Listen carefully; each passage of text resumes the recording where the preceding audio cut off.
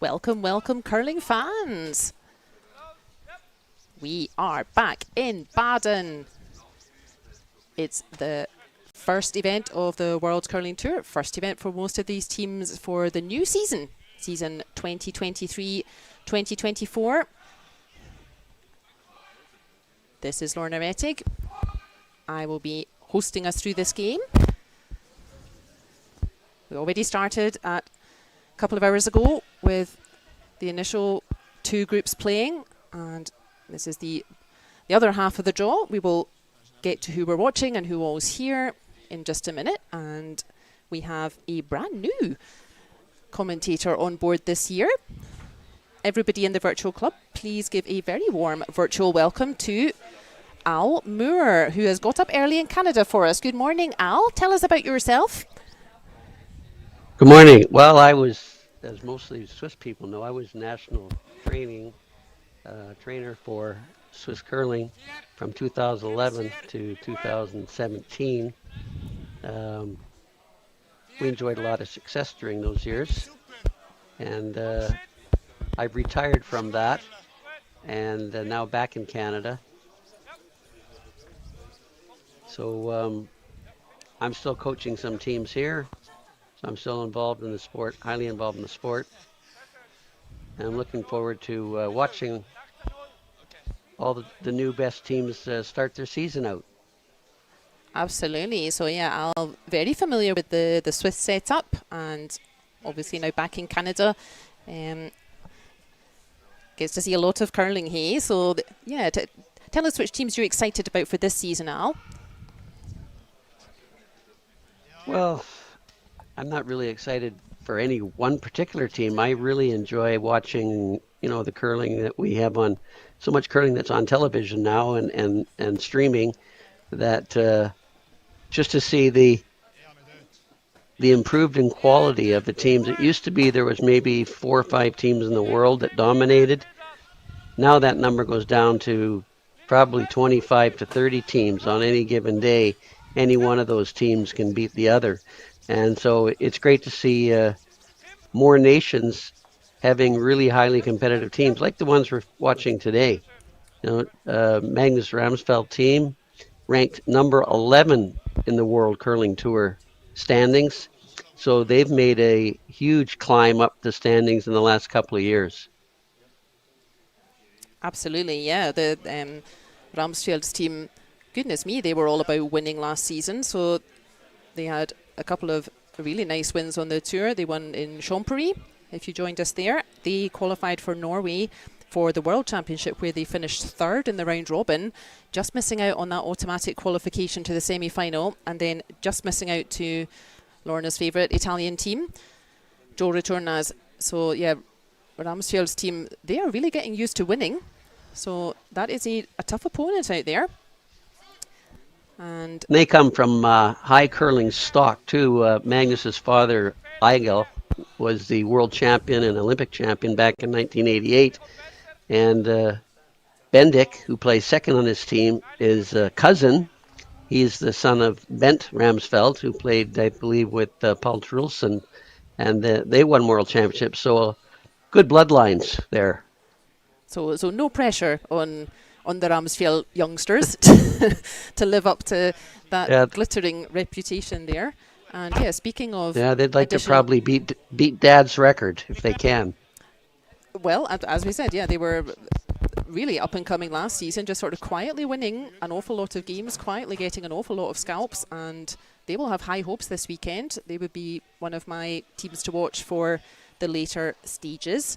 And yeah, when Al mentioned there about having teams from many different countries, indeed we do, but we did have a late withdrawal from the team from Turkey, and so instead of that we have a very exciting all-star team, and you will be able to see them in action tomorrow, and that will feature players from Norway, Germany and Sweden. So keep joining us for that, please.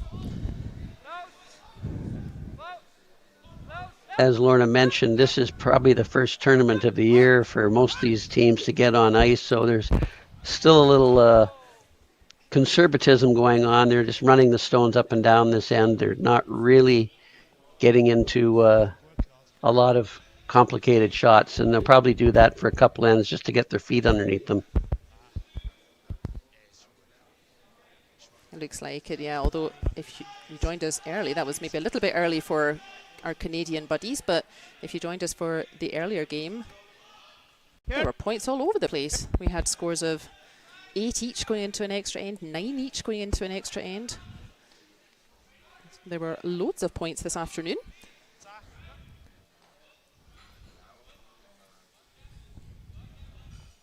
For those that may not know where Baden is, it's about a 20-25 minute drive northwest from Zurich. So near the center of Switzerland. Pretty near the airport, if you want to pass by and say hello. And I recommend it. I think we over-ordered too many Celsiuses or too many Fahrenheits for our North American buddies. And we're all boiling, so yes, come and hang out in an ice rink. Yeah, still one of very the much end of summer over here. Yeah, escaping the heat. I've been in Baden many times, and it's almost always in the 30-degree range for this tournament. Yes, the organisers do a very good job organising the nice weather for us. So as Al says, just fairly conservative start here, but yeah, as we've come to know from Magnus Ramsfjell, a courageous shot for him straight out of the gate. Let's put some pressure on the Swissies. And then at the switch of ends, we shall say hello to the players out there. And I'll tell you who else is on the ice. We have four groups of 5 teams here in Baden, 20 teams in total.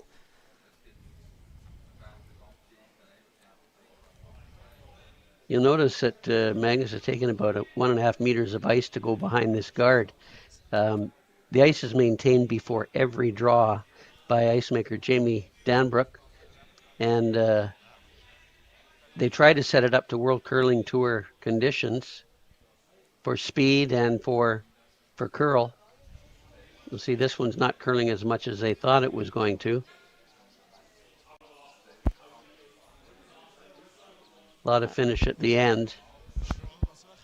Yeah, always a tough job for Jamie here. It's always a very busy schedule.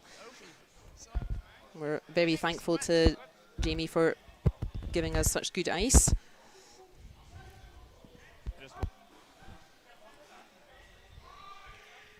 So the conditions that you'll see here will be very much like you would see at a World Curling Championship. The stones have been groomed to curl the maximum amount. They're looking in for about 1.5 to 2 meters of curl. 2 is probably the outside edge of it, but 1.5 meters of curl would be what they're looking for. And they're looking for a speed between the hog lines of somewhere in the 14 to 14.5 second range.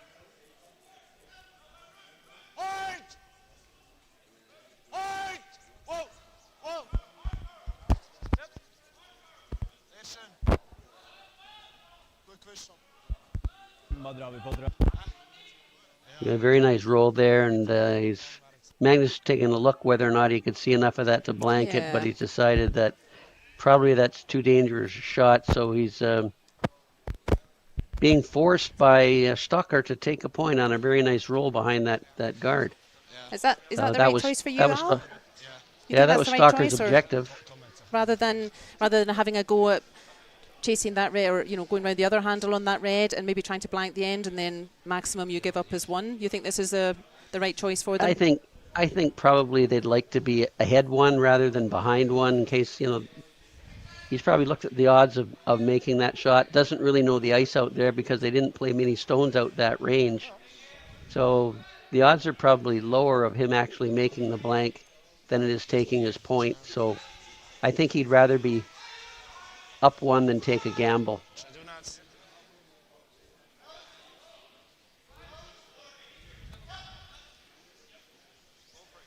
And always Very good for nice a bit draw. of target practice. Yeah, a little target practice for later on when he might need that shot. You'll see there's a lot of speed before that rock stops. They don't come to an abrupt stop. They just keep sliding. And credit to the ice makers for that. So the players are going to have to be watching for that. It's going to be up to the brushers to really judge the speed of those stones coming in and make sure that they realize it's going to keep sliding. So 1-0 for Ramsfjell after the first end.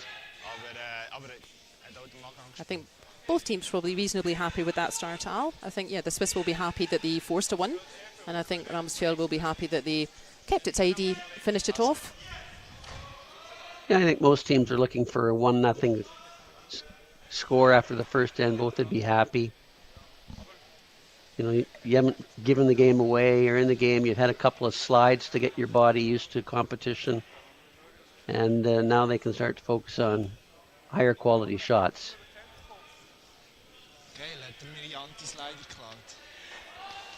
So while we're... So you see Ramsfjell's called the shot in the top of the forefoot.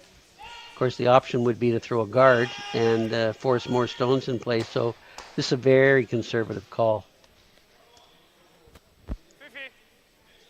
That gives us a chance Stalker's then having we can say hello to the teams then while we're being very conservative out there. So you just saw the first throw of the second end from Norwegian lead thrower Gauten Epstad. Second thrower, as Al mentioned, is Bendik Ramsfjell. Third throw for Norway today, Martin Sessaker. Fourth and skip. It's that man just coming into screen. It's Magnus Ramsfjell. And throwing up red stones. It's a new lineup for this team. We'll get back to that. It's Team Stocker. Their new lead is Tom Winkelhausen. Second thrower is Felix Eberhardt. Third thrower, Kim Schwaller. Fourth thrower, contain yourselves ladies, and most of the men, it's Yves Stocker.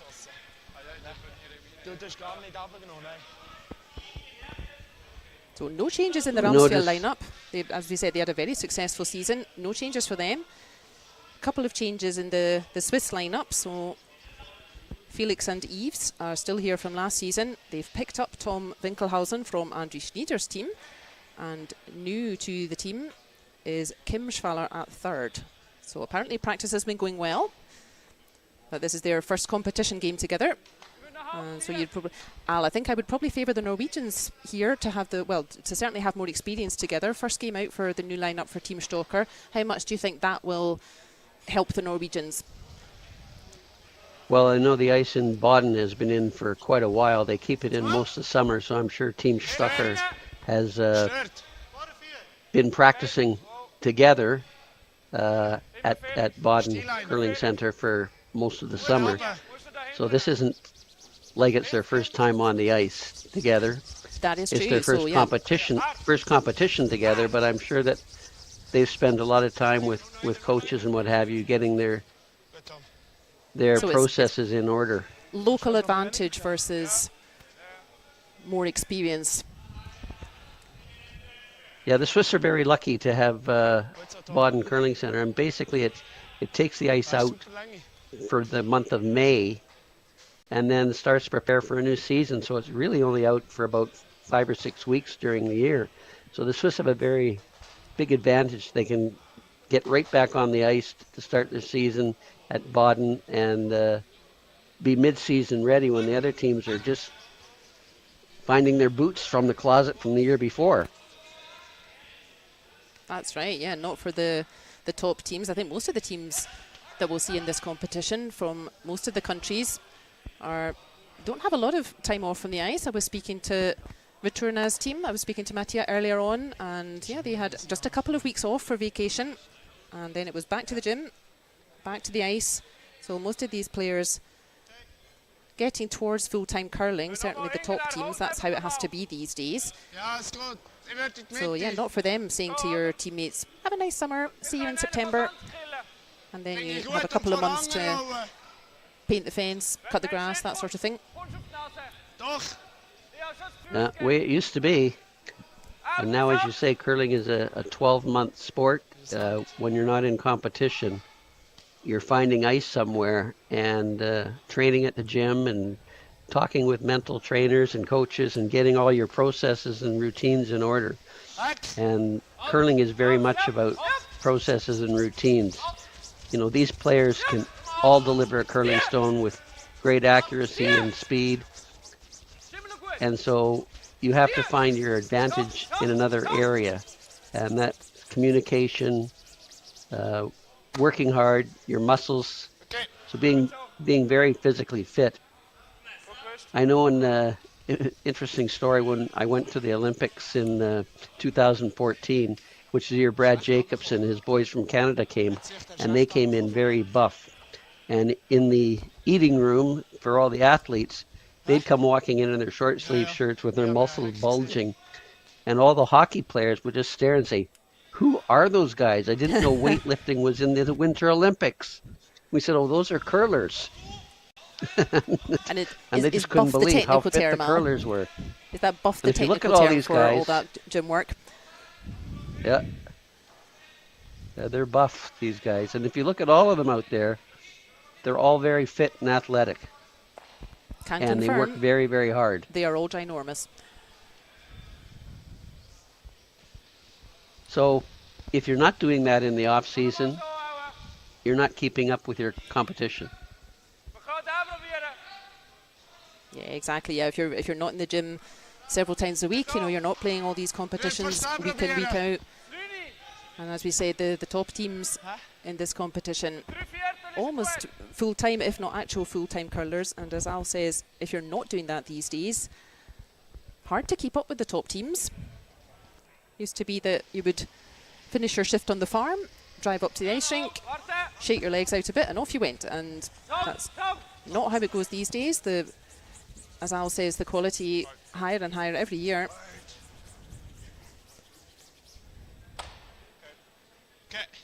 But Stocker not managing to build too much in this end, Al. They've got the advantage. They forced that one in the first end. Yeah, and they made the aggressive play. They made the aggressive play when Ramsfjell came in. They ignored it and put a corner guard up. You'll see that corner guard sitting over to the left there. And Ramsfjell guarded his stone in the forefoot, and that's become a little more complicated. The guards are fairly high.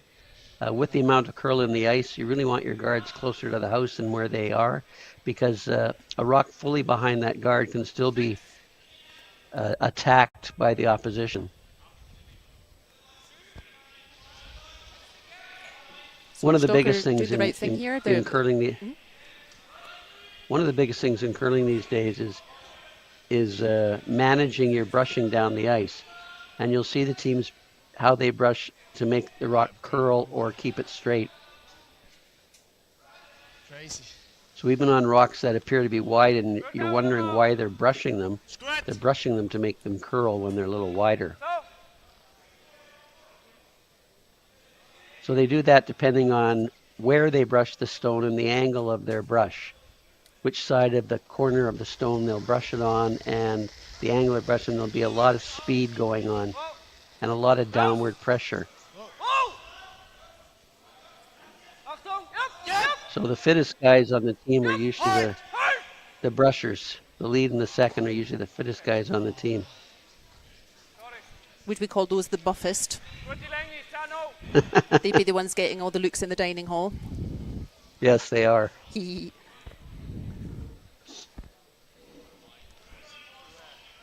So the two Yellowstones behind the tee line are really not too much of a concern for Stocker. He doesn't care that those are there. In fact, he might be able to use those later on.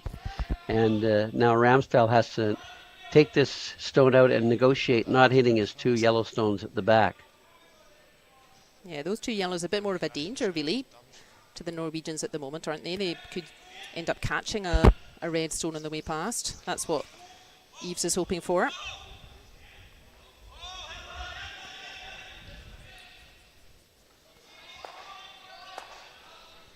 They've done just that. Well, no. And now there's an opportunity for Stocker to get two or possibly even three. He's sitting shot stone right now, so if he can come around where he's tapping the broom right to the top of the forefoot, if Ramsfjell can't isn't to get that stone. It brings 3 into play. So this is a precision shot. Right where he's holding his broom is exactly it.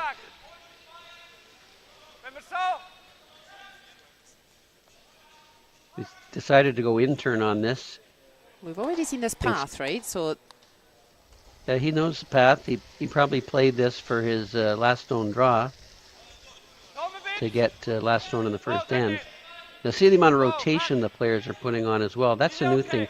But 20 years ago we thought 3 rotations was the right number, and now 5 to 6 is the new 3. If you're not putting 5 or 6 rotations on your stone, it's going to over curl. And Team Mowat from Scotland was the one who introduced us to this. Putting much more rotation on the stone makes it easier for the skip to read, and 5 rotations is kind of the minimum now that all these players will put on the stone. it's true, and I feel like I'm throwing a spinner every time, but actually, yeah, that's just how you play now. If you're from the 1980s, you need to smarten up. So that stone was placed pretty close to where they wanted it. Maybe I think so. Yeah, it just half a meter too long. Yep, but I like it there. It's found a nice spot there. That gives the ever calm and collected Magnus Ramsfjell something to think about. Yeah, he knows he's in a little bit of trouble right now. So he's discussing probably whether he should try and tap it back beyond, or tap it back onto the red stone so he's sitting first and third, or whether he should just freeze on it. And I think he's going to call the freeze. So if he makes this perfectly, it's going to make it difficult for Stocker to get 2. But if he doesn't, 3 is definitely in play for Stocker. It's a high risk, high reward, but nothing if not Yeah, you'll see the amount of ice he's taking. He's taking a lot of ice, and he's just seen them come down there. He knows it'll curl. He's taking the opposite turn of what we just saw Team Stocker take. So he feels comfortable that he's got the right amount.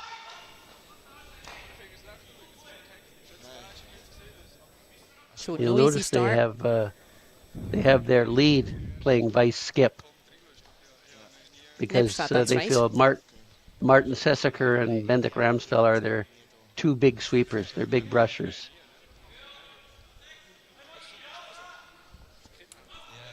It's so important these days to have great brushing. Yeah, we see that much more these days. Typically skip was always 4th thrower, vice skip was always 3rd thrower, lead and second were always sweepers, but you really have all kinds of lineups these days. Now, has his gutsiness paid off? That's a great shot. That's a great shot by he could hardly have placed that much Ramsfjell. better. Even though he's not shot, he's in a strong position. It's going to be very, very difficult. He hasn't given much room for Stocker to get 2. Not at all a Stocker dangerous trying shot, to that figure yellow. out.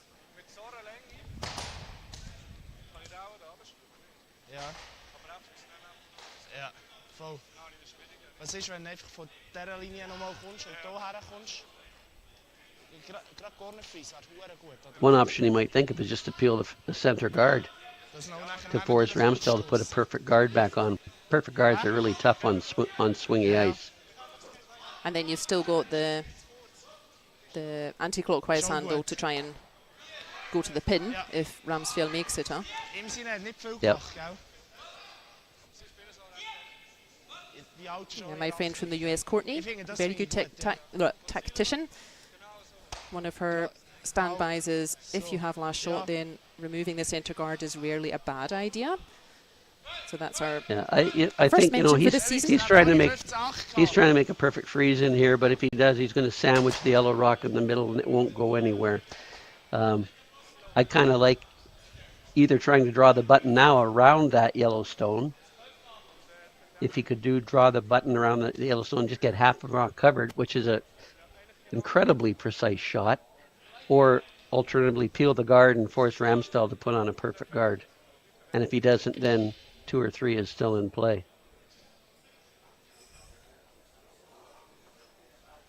So obviously the easiest shot would be to peel the guard. But the big guy going for the precision shot immediately, maybe saying to himself, well, I know I'm drawing with my final stone, so let's get a practice throw in here as well.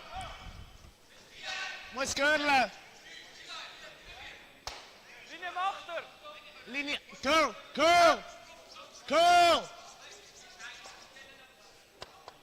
Okay. Yeah, that's pretty much what you said, Al. Yeah, the Yellowstone really isn't going to go very far if they hit that redstone, and they're going to take their own red out behind it. So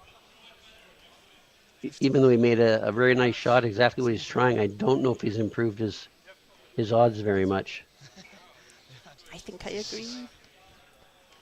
Yeah, if Norway puts a nice Yellowstone kind of anywhere in front of that setup now, then I think Magnus could even throw this. I think Magnus could even throw this one away. Just about. And I don't see how Red are going to. I don't see how Red are going to get two. You don't think there's space to come in the outturn now? The anti-clockwise handle? No, there maybe is, but really difficult shot. I mean, that's the shot that Magnus could guard, is the draw to the edge of the button. Rather than guard the yellow one, just guard the draw. And then I don't think there'd be anything there. This is one, a big thing in curling is to really have vision. If you're calling tactics, you really have to have vision. And one of the most important things you can be thinking about, if I make the shot I'm thinking about, what have I left my opposition? And if you make the shot you're thinking about and you've left your opposition something, maybe that's not the right call.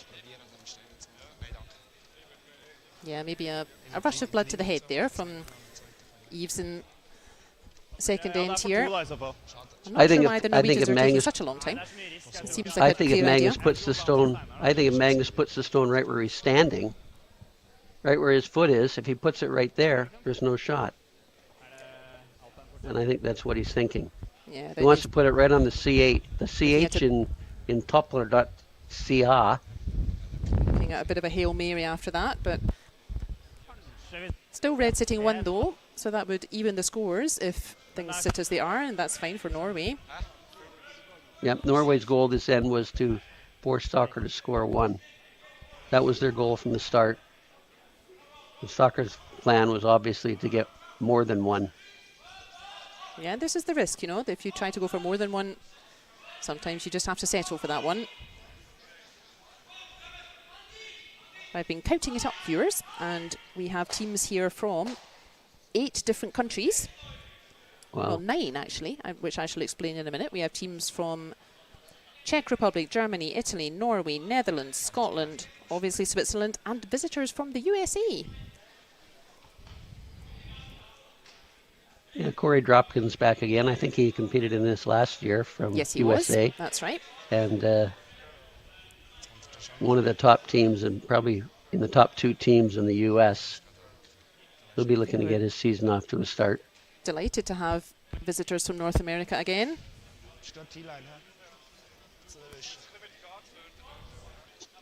Magnus has put that stone pretty much where he wanted to, but there is a small hole there, I believe, to get to the edge of the button. So this is a very precise shot. If the weight's close, it's all on the brushers to judge the distance. But nothing to lose here. Already line one of the brushers coming in to take a look. See how well where it's got to be, and he's got to be touching the center white button.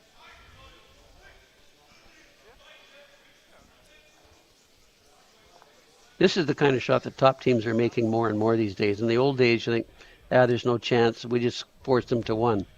But more and more, the last shot's coming down to a draw to the button, edge of the button to score one. And somewhat new territory for Yves, actually. Somewhat new territory for him. If you have been a long-term member here in the virtual club, their 4th thrower last year was Jan Hess. And Jan was forever doing this sort of thing. But Jan getting teams out of sticky situations for about 20 years, and Jan needing a bit of a rest. So Jan Hess not playing this season. So this 4th throw, nailing the pin, nailing that last shot. Somewhat new territory for Eves. He has played fourth before, got but the not for a line. couple of seasons. So he's not far Got off. the line, but I think it's But just a little just bit going to too drift past. That strong. was a good try. So it is a one. I would have liked to have seen what would have happened if he'd have just peeled the guard on his first one. That would have been interesting to see. Anyhow, it's 1-1. Teams are Levels both the scores. relatively content that they've negotiated two ends of their first competition of the year, and both teams are probably feeling like they've got a chance to win this game. That's the spirit, yes. First competition out, keeping up with the fancy Norwegians. Not too bad. So I can tell you, while we're switching ends and having inter-end jibber-jabber, who else is out there? We have Team Baumann, and they are playing Team Brunner over on sheet 1. That's the only sheet you can't watch at the moment. On our featured game here, it is Team Magnus Ramsfjell from Norway, and they are playing Yves Stocker from Switzerland.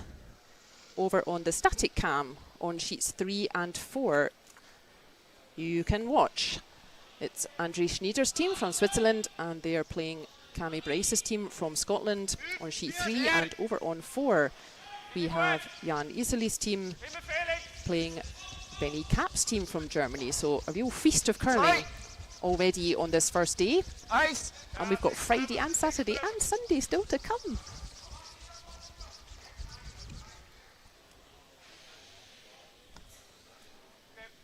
Oops, a little bit light by the lead. You really don't want to do that. It really gives the opposition opportunity with no pressure on at all to action play that they can use later on. So Magnus is called a corner guard. He's going to throw a guard sort of covering the edge of the 8-foot that he hopes to be able to get behind later on in the end. And of course, with the rules, the no tick rule on the center line and the free guard zone, this rock can't be removed from play. So it's going to be a guard that can be used later on. Yeah, so but they wanted about from covering Tom. the edge of the 8-foot. Maybe just some first competition nerves, but yeah, while we're setting up this Perfect third end stone here there. in our feature game, I can tell you a little bit more about Team Baumann over on sheet 1. So I mentioned that we have an all-star team in this competition, and a last-minute replacement for a team that had to drop out. So over on sheet 1, we have our all-star team comprised of throwing fourth is Sixten Totzek of Germany. Throwing third is last year's winning skip Steffen Ballstadt. Throwing second and skipping is Alex Baumann. And throwing lead, our sole representative this year from Sweden, is Johannes Patz. So big thank you to the All-Stars for coming. So I assume that their communication has been discussed, because you've got Swedish and Norwegian and German. That is a good point.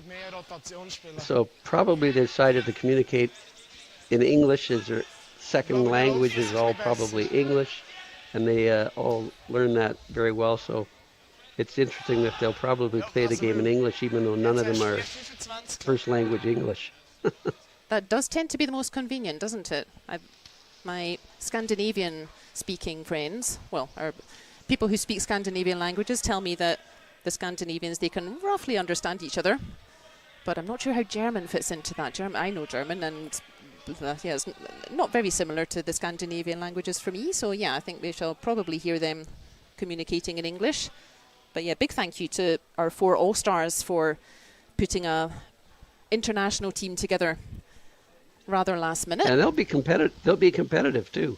Oh, I think so. Yeah, I think yeah, Michael Brunner second in the Swiss Championship this year. I think Michael will not be counting this point until the very last stone.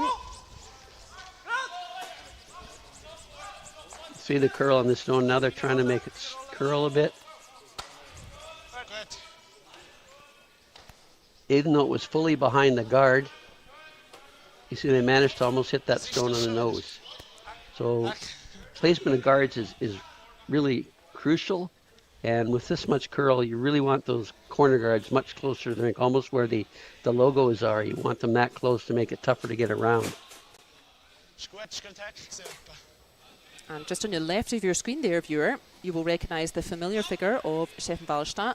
If you are a fan of the beanie hat, you can see that it's not there. I will find out for you, viewer. We'll check if it's in Norway or if it's coming up later.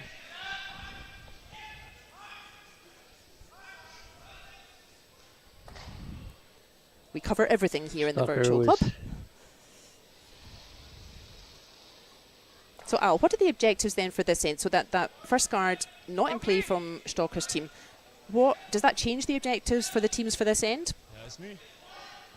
Not so much really. The first rock was in play, but with the free guard zone rule and the no tip rule, they can still put their second one up that can't be removed. So they knew they were gonna get a guard anyway. So they did get their guard up on the center line, and they're going to try and force the play to the center and maybe look whether there might be an option to steal a point, or at very worst, hold Ramsfjell to 1. So they played a little tap on that stone. They were hoping to get it right out of play, but they've left it in play. And because of the distance of the guard from the house, Ramsfjell does have an opportunity to move that out of the house and sit 2 points. Yeah, they can just follow that stone, just thrown by second thrower Felix Eberhard. So he's called for backline weight. He's hoping that has enough to move that out of the house. And his shooters don't roll in front of the other yellow and set up a double, but he will be sitting 2.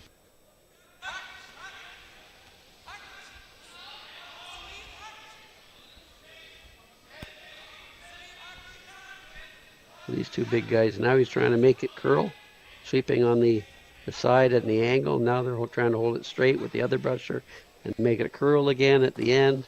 So the brushers are on-off depending on whether they want it straight or curl.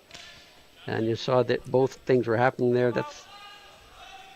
That's usually a good sign because it means it's close to the right line, and it ended up being perfect. Yves calling the universal sign for hack weight by tapping his foot. Seems to be the new universal sign. Yes. And new to the lineup. And sweeping to make it curl. Yeah, sweeping new to the make it competition straight, is Kim sweeping to make it Schwaller's curl. first throw.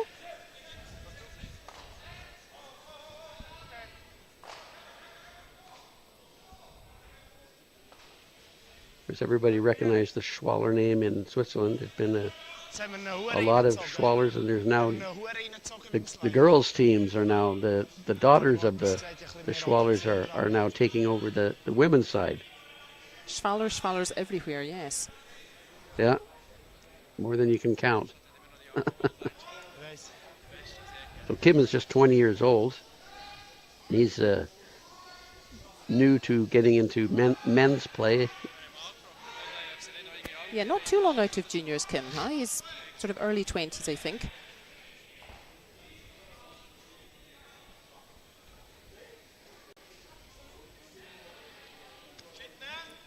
Yeah, so all the players on the ice are in their 20s.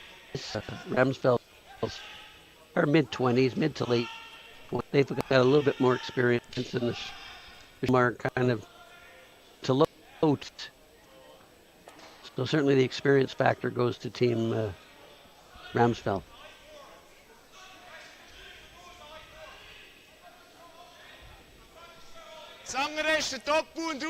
Yeah, Stocker playing with fire a bit here. I think I might fancy the double here, you know. I'm not sure thinks he can see enough of it to make the double. Might not get another chance at it. They're discussing right now. Do you think you can make the double with quieter weight?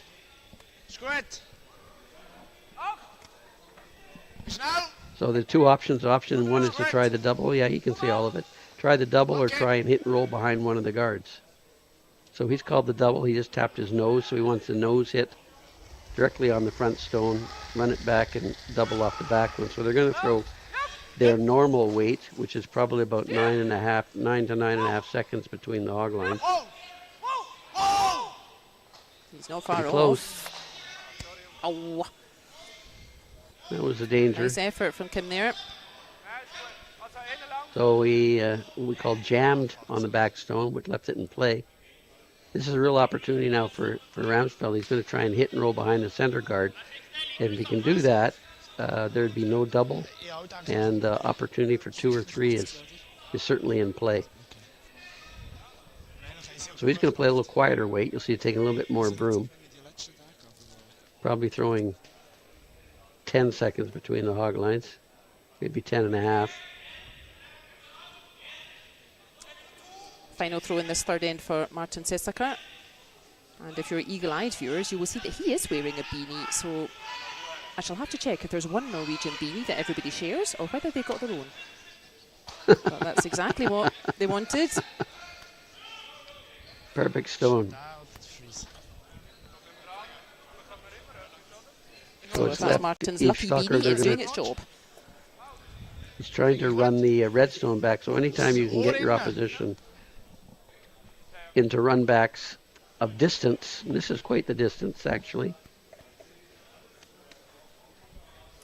But 3 meters to run this stone back. And he's hoping to run it back and hit the yellow and then double out the other yellow. So very high degree of difficulty here. Oh, I'd love to see this one though. And you'll see he's taking no ice. The broom is pretty well where he wants to hit that top red stone. So when you throw it harder, he's going to be throwing probably about 7 seconds of between the hog lines. And we throw it hard with spin, there's no curl. Yeah, Yves is just a bit bigger than Jan. I think he throws slightly harder at this weight. So first throw of this third end. He's got one of them. Oh, no, he hasn't. Oh. As we said, a very precise shot there. Oh, dear. It needed to curl another couple of centimeters, maybe a centimeter. Yeah, about another a 6 centimeter more, and he say. would have been perfect. Now, actually, 4 is actually in play now. Exactly. If Magnus Ramsfjell, he's trying to draw down and almost freeze his stone. If he can freeze his stone that's in the 4-foot, maybe over curl it a little bit, it'll leave Stocker the run back again to try and eliminate as many yellow counters as he can. And should he not make it, there'd be a draw for 4. So let's hope that's not Stocker in some trouble miss here. This is a big shot to break the game wide open here if he can put this in the exact right spot.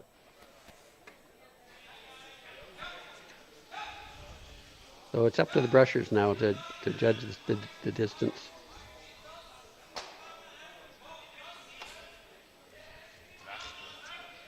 The sweepers seem pretty happy with it. You can see it should start to curl. They're going to try and make it. They're going to try and make it curl now as much as they can. Get it right over on top of there. And they've done a great job. It's slightly over curl. It's exactly where he wanted it. He would have probably liked it another meter deeper to take away the freeze. So I believe he's left Stocker.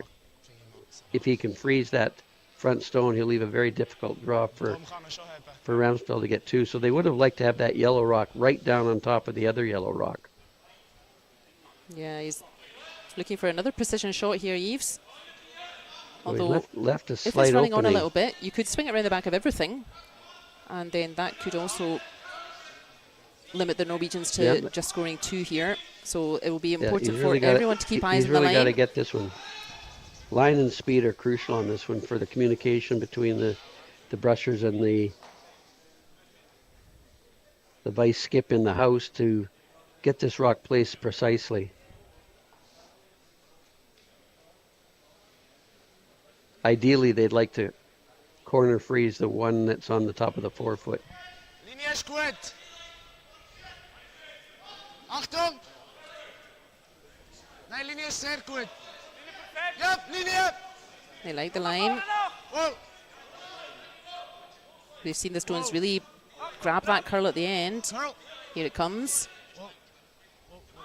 Might be a little They need heavy. to stop. Phew. Great shot. Great shot. I think he's done it. He's left looking at an option for a big end, but I think at the end of the day, the only option is a draw for 2. Yeah, the So most Stocker popular has man in curling. done his job. Very popular now with the rest of his team. Stocker has done the job as well as he could. But still, a 2, Ramsfjell will take mini control of this game with a 2 here.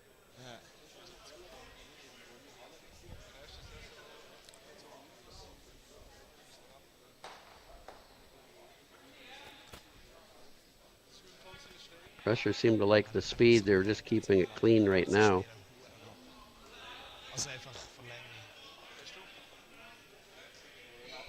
Line is good. You've just seen There's the line. Put it right on the tee line. Want to put it right on the tee line. And he's done that. Great shot. Those aren't as automatic as these guys make it look. Not at all. It takes, 4 players really to make that shot.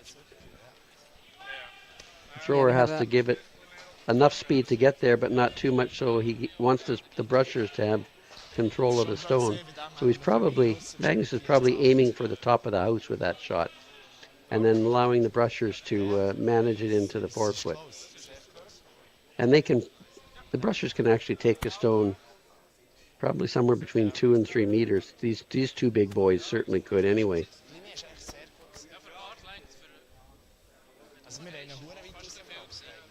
Now, viewers, we have a special treat coming up at the halfway. We're playing 8 ends out here in Baden, and this is the 4th end. So stay tuned for after this 4th end, and we are going to have a bit of a trivia quiz.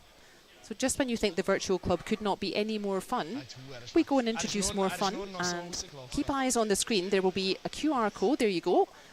Or you can log in there on the website itself. And we have asked the teams some trivia questions in advance. So at the half-time, we're going to play a little game. We're going to have 4 questions about the teams. And I expect some of our super fans here in the virtual club to know their stuff. So stay tuned. At the halfway point, we shall be having a trivia quiz. We shall be doing this for each of the live streams this year.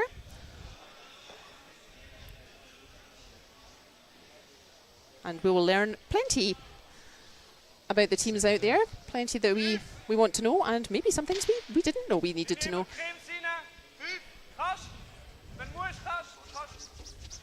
So with the 2-point lead, Magnus Ramsfjell has called his first stone into the button area.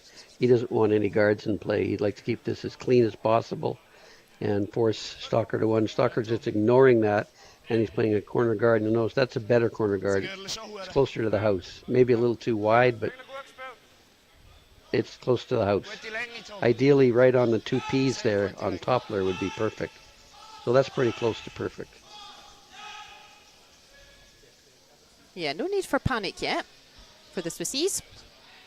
So a nice aggressive start, but yeah, we're still in the first half, so no need to go all out aggressive. But they would love to pinch 2 back here and level the score at the halfway. Now, Ramsfjell has 2 options on the shot. He could call another shot into the house, which would be the ultra-conservative shot, probably force Stocker to make a play on them. Or he can be a little more aggressive and call a tight guard. As his first rock is almost impossible to outdraw, he's decided he's going to be a little more aggressive. He's called the guard. It's pretty good, but it's not touching the center line. So if Stocker takes it out or hits it, he's going to ignore both of these. I thought he'd make a play on the one on the button and tap it back, but he's going to ignore both these and go around his corner guard. Yeah, you need to hold your nerve for this kind of shot. You know you're going to be looking at 3 opposition stones on that centre line. But can be more effective just sticking to the kind of classical tactics of playing away from the centre, rely on your middle order to clear things up. Yeah, Ramsfjell is really looking for that guard to be touching. Ramsfjell was really looking for that guard to be touching the center line so it couldn't be moved. So I thought the fact that it wasn't, Stocker would take a go at it, and if he ticked it and rolled into the house, it would be okay. but he's ignored it. So now it gives Ramsfjell an opportunity to put another guard up.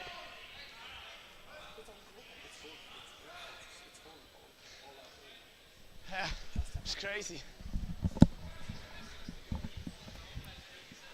So Tom Dinkelman done everything that was asked of him in this fourth end. He's set it up beautifully. Now we need the middle order to clear up that centre. Yeah, there's going to have to be a couple of very good shots made for that Stocker shot on the side of the 12-foot to count. Yeah, so Magnus made two perfect shots. He can't remove that guard. Remember, we're in 5 rock rule now, so classically you would see Magnus probably take away that corner guard. Not allowed to do that anymore. So just piling on the centre instead. And a lovely Christmas tree there. We call that, if you imagine those little yellow stones as the baubles on a Christmas tree. Yeah. Very difficult angle to remove all of them at once. Well, goodness me, viewers. We can have 10 people in the Kahoot throw for our halftime quiz. We can have 10 people in the quiz, and it's already full. So if you want to play the quiz in the next round, you need to get in quick as soon as you see that QR code. Jump into the quiz room. We've got 10 quizzers waiting for the end of this end. A bit of a problem here for Stocker. He'd like to clear as many yellows as possible, but by hitting the yellows in, it might carry him over onto his red stone that's buried. He's trying to figure a way to hit these so that it doesn't go onto the red stone in the house. Yeah, he needs to do something about the centre here, otherwise he's not going to be able to get those stones from Tom beautifully placed. He won't be able to get those back into play, so he needs to do something about these yellows piling up in the middle.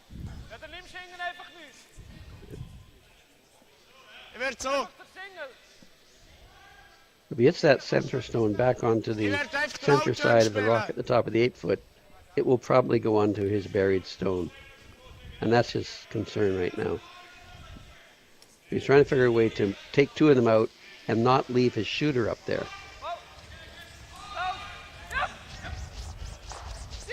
So first throw in this fourth end for Felix Eberhardt. Yeah, it's good. Quite a different job for Felix this season. Last season Felix was throwing lead in this team and now playing second, and quite a different role between lead and second. So maybe not quite so used to clearing out the middle in a second thrower, Felix. Or maybe, I'm sure he's been practicing that all summer, but yeah, maybe take a minute to just find the rhythm for clearing out the centre there. Yeah, leads now will play almost exclusively draw shots.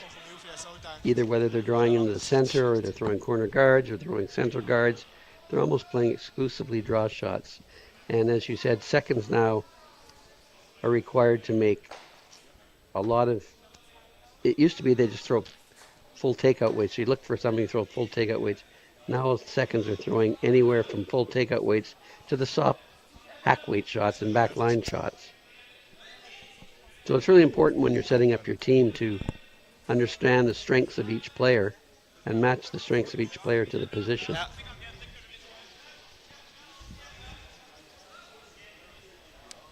The Norwegians quite happy to just keep everything towards that centre line. Just force the Swiss to keep trying to move things. Yep. Now that guard is probably a little too long. They'd probably like it a meter or so closer, but it's in exactly the right line so that Stocker's taking a shot at running it back. Now the difficulty with running it back is your shooter's going to stay up there and block your path because there's such a long distance.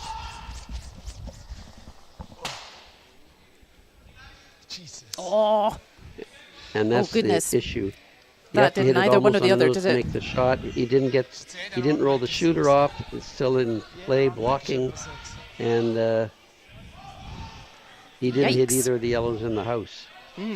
So it's getting to be a bit of a problem. And the good thing for Stocker is he's got 2 red stones just outside the house that he could angle into the ones on the 4-foot. You know, they're fairly close, and it's not that long an angle. And I'm thinking that you might see that on either the third's second shot But or Stocker, the skip's first stock. yeah, Stocker starting to look at a Great Wall of China approach of his own stones, which is never nice.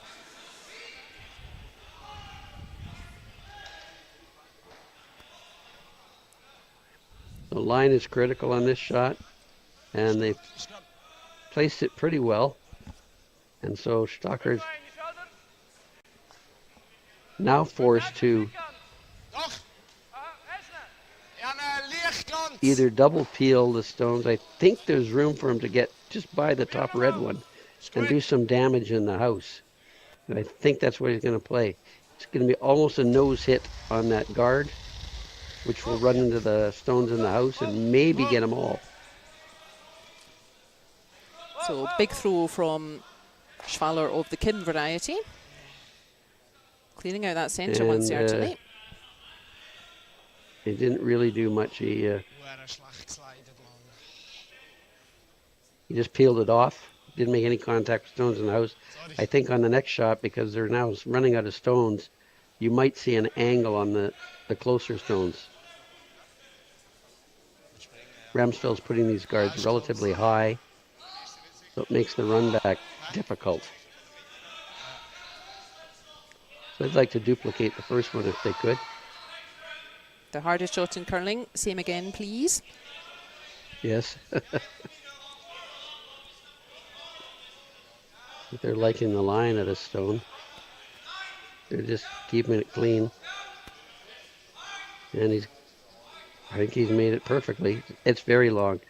And I think if I was Stocker, I'd be looking at that angle red coming in. Well, and also to open up that clockwise handle as well. You know, that if you're left with finally a path up the centre, but not really much of a draw, that doesn't really help him either. So I quite like opening. I think up there's that room to get to the one at the button. Perhaps if he was really back 4 foot weight and just misses the top red stone on the left, I think he could get to that one on the button, but he's going to try and run this stone back again. As I said, if he makes a run back, his shooter's going to be right there in the way. But I don't think he minds that if he can get one of the ones in the house. So right off the sweepers. Oh, they just can't find that double. But that was good placement from the Norwegians. That really long guard, making it very difficult for the Swiss to get the run back. He only missed the spot he was trying to hit by a couple of millimeters. Absolutely, yep. But because of the distance, it sent it off at an angle that didn't get there. Now, unfortunately, with that roll, he's cut off his angle raises on the one that would be the easiest. The one closer to the center line would have been a relatively easy angle raise. Now he can't do that because of the roll of the shooter. So he's really got himself in a little bit of a pickle here. Yeah, life's not getting any easier for the Swiss. If Ramsfjell can put up another guard here, there's going to be very difficult to score.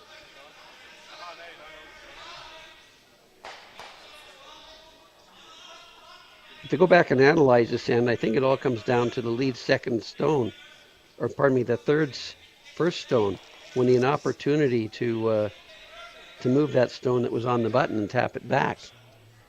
And he chose to, sorry, it was lead second stone. He chose to go around the corner guard and leave the stone right on the button. And he had an opportunity to come and tap that back. And the corner guard would have still been there for later use. Well, that'll be something that the coaches will be looking at, is employing that kind of risk that early. Yeah, so a big task facing the big guy. Yeah, Stocker's in a lot of trouble now. He's trying to, I think, hit the yellow stone, Karamov hit the back of the red stone, and roll into the house. So it'd be double peeling the two guards, and a shooter may come back into the house area. So don't hold back, Yves. He said he's throwing it peel weight. I hope he is. So this will be a probably under 7-second throw. Yep. Whoa. A little bit of extension there to get the extra speed on it. Close. Yep. Yep. Shout of close is always nice. Oh, I think he was trying to go through the hole, I think. brave I don't know effort. if He there was certainly was trying to thread hole that there. needle. And that roll of that cut off the raise on the other red stone. So the 2-angle raises are not available. I think he can come right around the back of everything on the clockwise handle still.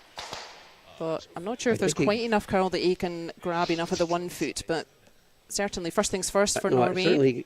They need to stop that shot from coming again. Yes, I think he could get second shot. And that might be what he has to do, is just settle for giving up a point. But that puts you down 3 halfway through the game, which is not a ideal position to be in. But good news for the other Swiss teams out there. Let's see what everyone else is up to. So yeah, we have our all-star team, skipped by Alex Ballman, are playing team Michael Brunner from Switzerland over on sheet 1. They're also in their 4th end, and Brunner is currently 2-0 against the international all-stars. Angie Schneider not having quite such a nice time. He is 6-0 down to Cameron Bryce's team from Scotland. But Jan Isli, he and Benny Kapp from Germany over on sheet 4, they are having a good tussle. It's Isli 4 and Benny Kapp 3. Yeah, there seems to be more and more Scots, high-level Scots teams, and I believe their national training centre in Stirling is open most of the year for the elite players. That's true. We have 4 teams from Scotland here this year. And not even counting Team Mowat. And that is not counting Team Mowat, no. And I wondered if Team Mowat were just sort of scared because they came here as Olympic vice champions and they didn't qualify for quarters. I think everybody couldn't wait to have a go at the Olympic medalists. But actually they're not. It's somebody's getting married or so, and the team are going to that. I know, sorry, that's Adin's team. Adin's team are all at a wedding this weekend, and Bruce Mowat's team, yep, I think their schedule is just a bit different. Their long-time 5th player, Henrik Leek, is getting married this weekend, so they're all attending that. Good friends. Good priorities. Well, I don't know.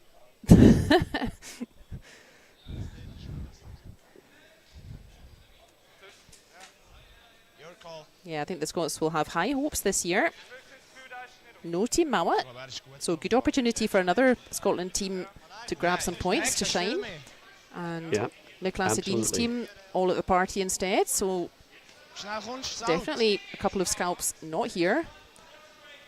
And definitely opportunities for newer teams. Right, hurry up, Yves. We want to quiz.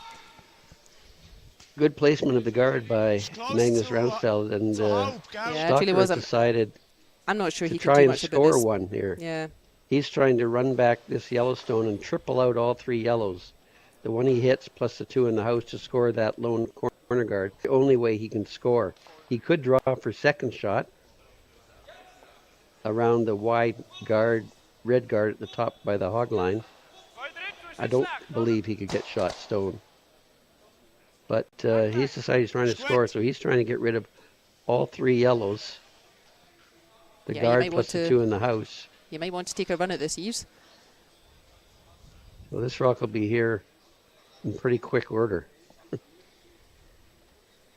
Or not. Oh, he's throwing quietly. Close. Yep. Yep. I think this is a different way of trying to get second, or is he... is he trying to redirect off the red? He's trying to... That's a classy call. In. It is. Go on, lad. Okay. What He's a made a brave great effort. shot to get second shot. So yeah, that was not what I saw at all. And bravo, Yves. An excellent save there. And now it's quiz time. So for the first time, Virtual Club, we're going to have a quiz. So we have 10 folks in the quiz room ready to go. And if you're ready, off we go.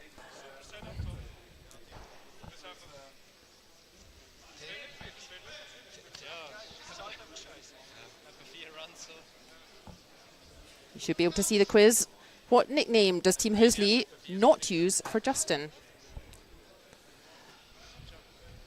You've got a minute there to submit your answers, team. So Justin Halser, long-term lead thrower for Team Hösli, has all kinds of silly nicknames, apart from one, which is not a nickname for Justin.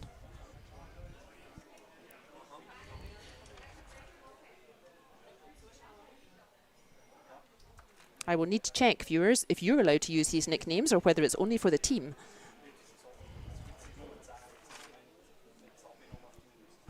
So we're going to have 4 questions at half time. 7 folks answered. Make up your minds, quizzers.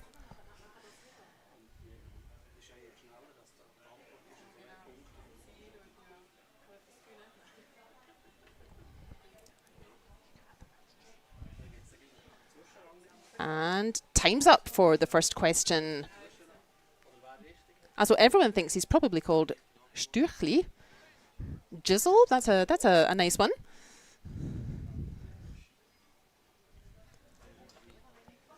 And the correct answer is Yoshi. So 4 folks getting that answer correct.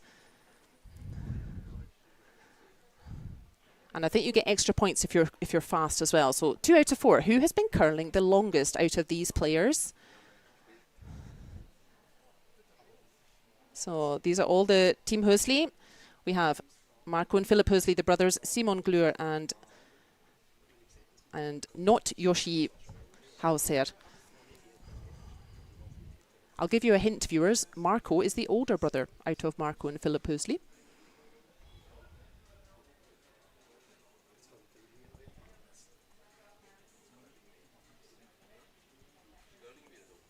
You have 30 seconds left. Simon Glur new in that team this year.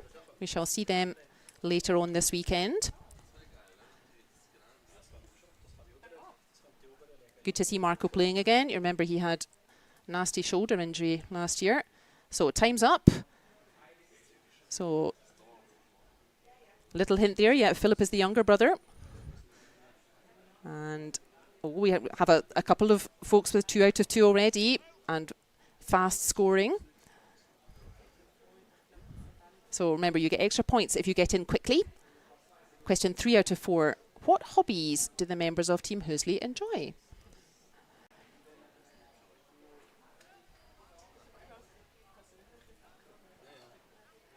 You quite often find that the teams, they have other sports that they enjoy as well, either for fun or over summer. And I guess cooking is a real sport too. For me it is, honestly. That's not my strong suit at all. There's plenty of hiking here in Switzerland.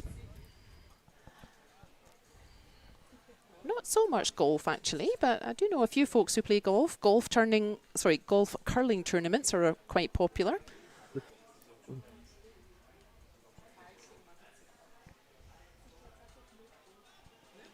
So 10 seconds left. Oh, everyone's answered. And there we are, as Al said. Cooking could be thought of as a sport, but that is one of the correct answers. And hiking and tennis. So we have Irgendupper. I wonder if that's Papa Hösli in disguise, you know. He quite often joins us here in the club. So, final question of this game. Who does not like to be interviewed of Team Hösli? Who's the shy one? I think I can guess this, you know. But I'm not giving you a hint.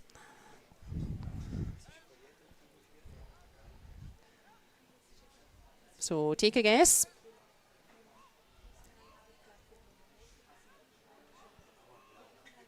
And the guess is Justin, and that is the correct answer. So in the first edition of our new Kahoot game, which we shall have all this weekend,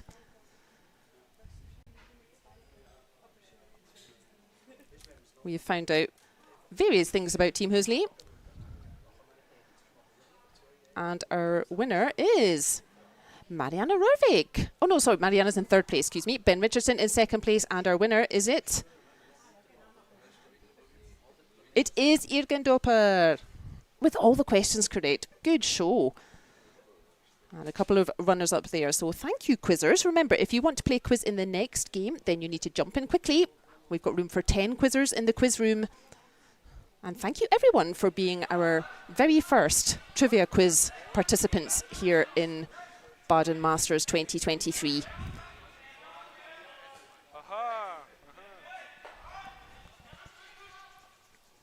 So we're now on the fifth end, and it doesn't appear that Stocker has been able to get anything going. Got a corner guard out there. They finished their second stone here, and Stocker's trying to make a run back to peel the guards off. Close. Yep. And the one in the house. Yeah. Whoa.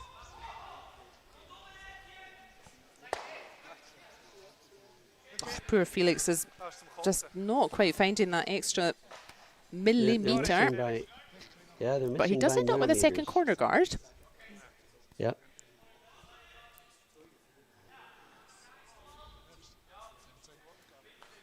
The option would be here for Magnus to peel one of the guards off and force Stocker to make either a hit and roll or a perfect come around.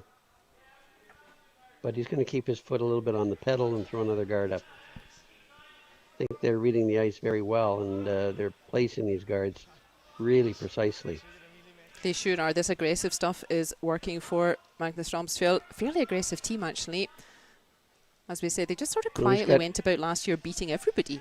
And yeah, they're quite happy to just keep stones in play. Great brushing. Really great brushing, and they're really managing their zone. That's a little bit long. And I think Stocker can come around and get to the one on the top of the forefoot. They would like that guard another meter closer to the house to prevent this come around. But even though it's fully buried, the way the ice curls, if you throw hack to board weight, I think they can get this one on the house and perhaps roll behind the corner guard. Yeah, they'd like to take the play away a bit from the centre. Curl now. Trying to make it curl. It's not really doing that. Oh, and unfortunately just slides by. The weight was perfect. Not sure whether he maybe just put that a little bit wide or had a little bit too much ice. Yep. Ramsfjell is now going to come straight into the house. No, he's not. He's asking, I think, whether you want to come right in. He's asking his team, whether you want to come right in or throw a guard. Yeah, I'd pop one I personally like right in on top of it. I think if he freezes right on top of it, it's going to make life very difficult for Stocker. It will make life very difficult, yes. So another question you ask yourself when you're trying to do strategy: what shot do I play that puts my opponent in the most danger? And I think another guard here, Eves would have a chance to double peel the guard. But I think if you get this one right on top of it, I think that places the most pressure on Stocker. So one of the questions I always ask myself when I'm trying to determine what shot to play.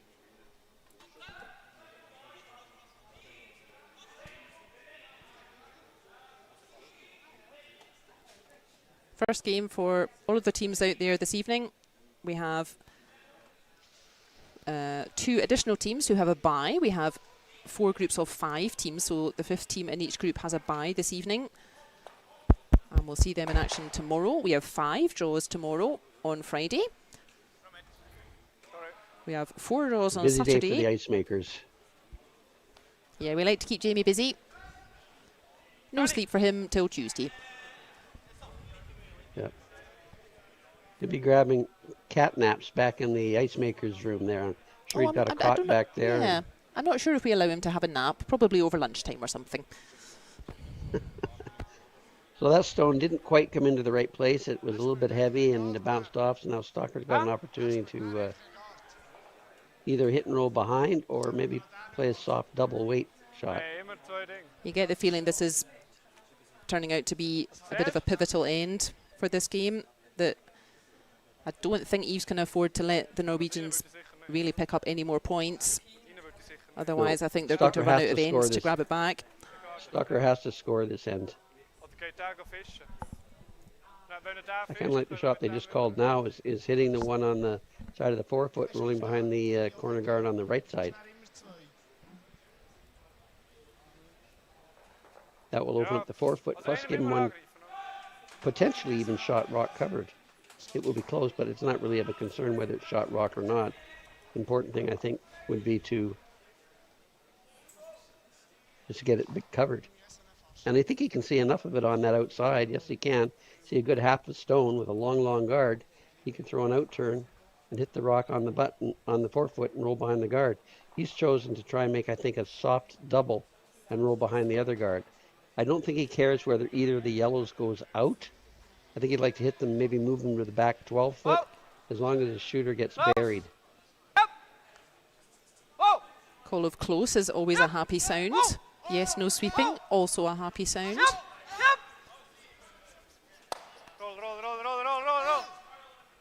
And a very fine effort from Kim Schwaller.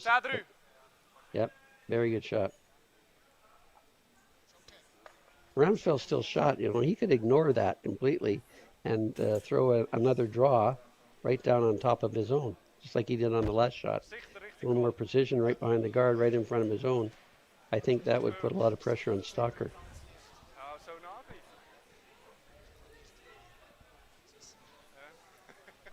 That's given the Norwegians something to think about.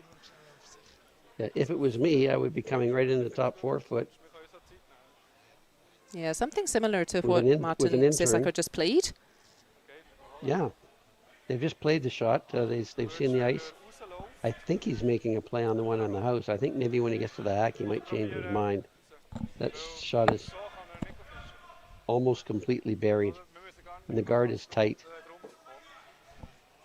But I'm not sure that's what they're doing, though. Is he chasing that red stone after all? I think he is chasing the red stone, but I think when he gets the hack, he'll see he can't see very much of it. He's taking a little less ice, but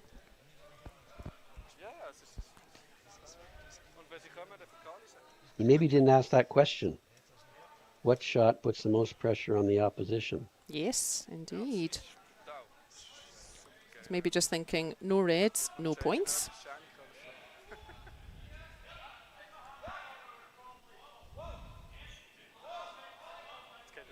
Line's close, the brushers are brushing on and off. So nicely around the guard here. Is it going to curl enough to punch that red out? He punched the red out. A shot from Ramsfjell. And it rolled to the back of the house, whether it's in or spun back in the house. I think it just spun itself back in again. The problem is he's left Stalker a shot to get buried behind the other red guard. So a similar idea here. By playing that shot, he's left Stalker an opportunity to get behind the guard. I think if he'd played the draw, there wouldn't be that opportunity. Yeah, same kind of shot that we just saw from Kim. So just that easy way. More important almost than moving that yellow is making sure your red lands in the right place. Yep. So he's probably trying to hit a little bit more than half this stone, somewhere half this stone, and roll completely behind the red one, which will give him an opportunity for two. And put him right back in the game. We had already a couple of extra ends in the previous draw. Some high-scoring games, as we said. And as Al mentioned right at the beginning, really plenty of these teams would fancy their chance to qualify for a quarter-final. Many teams in this competition capable of winning. Our champions from last year, the Norwegians. As we said, Stefan here in the all-star team. But our champions from last year not playing, actually, so we shall anyway have a new champion, and I think several of the teams out there would fancy it. Roll, roll, roll!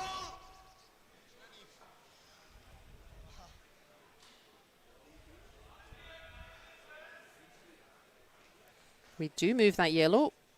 We do roll the red. Have they rolled it enough?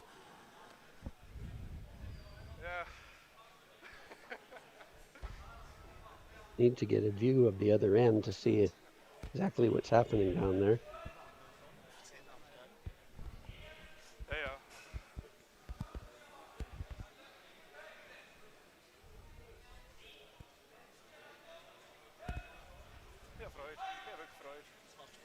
Last throw then for Magnus Ramsfjell. That's what he's looking at just now. You can see a little under half of that red.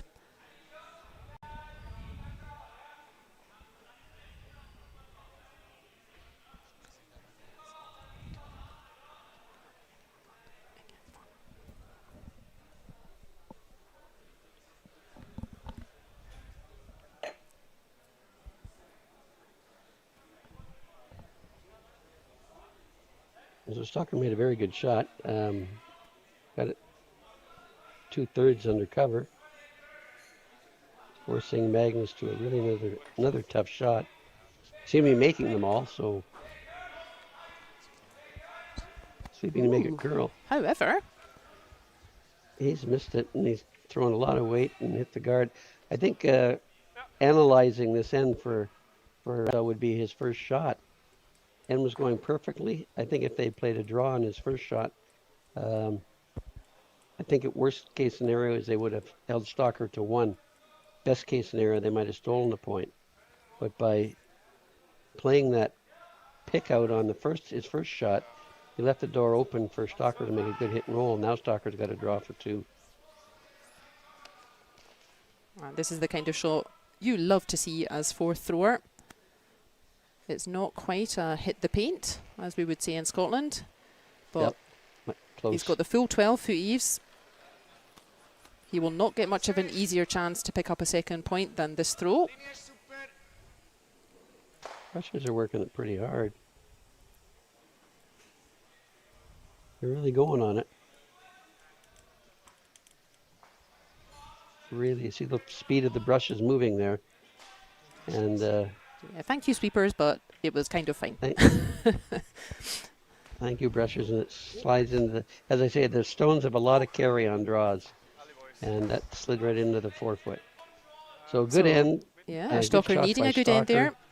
And mistake, I think, by Ramsfjell to strategically, and that puts Stocker right back in the game. Absolutely, yeah, picking up 2, an important 2 in that 5th end. That should cheer everyone up.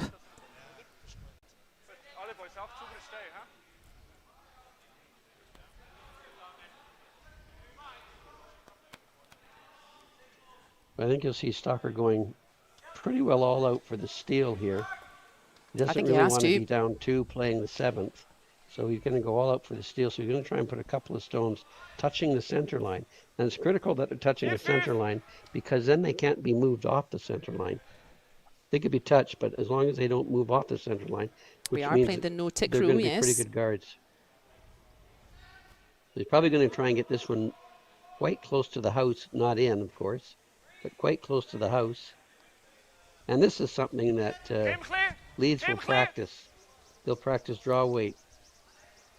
As they say, they become specialized as draw artists. So not only is distance important, line is critical here. Felix! Got to touch the center line so it can't be moved.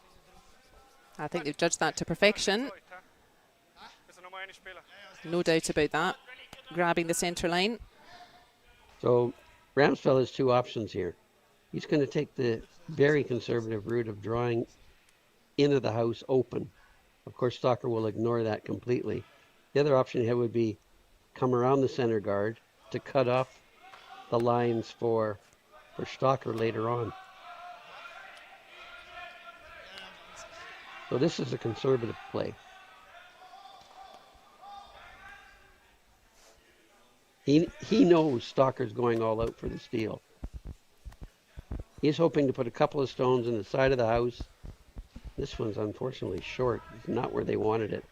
They wanted it fully in the house. He's hoping to put it fully in the house, put a couple fully in the house, and later on, if they can make a couple of appeals, maybe he could bring those into play. However, that's not where he was really looking to have that stone. So Stocker's going to try and put another stone on the center line that won't be able to be removed closer to the house. Sounds like the line is good. Tom in your picture there in the dark t-shirt.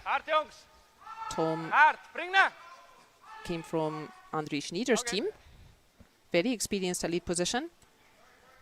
Now he didn't put that one on the center line However, he did put it around, a little bit around the one that was there, so it's going to be very difficult for them to split that off. So Ramsfjell has a stone, couple yes. options here. He can come in around his corner guard, figuring that it's going to be an easy double for those two in the next shot. Or he could come around to the top of the 4-foot behind both of those. That might make the end more complicated, so he's trying to keep it simple. He's going to try and put a rock in the house here, feeling that because of where those guards are, it's going to be an easy double peel coming up. So it was not an ideal location for Tom Winkelhaus's second shot. Yeah, those reds quite close together, so once you are allowed to take a run at it, I think we may see a double takeout. So we need to make the most of this now, boys. Another one short of the house. So Nepstead doesn't quite have the draw weight, or maybe the path is a little different over there. They haven't played much over there, but the sweeper's been walking up and down that line, and that wears the pebble off too.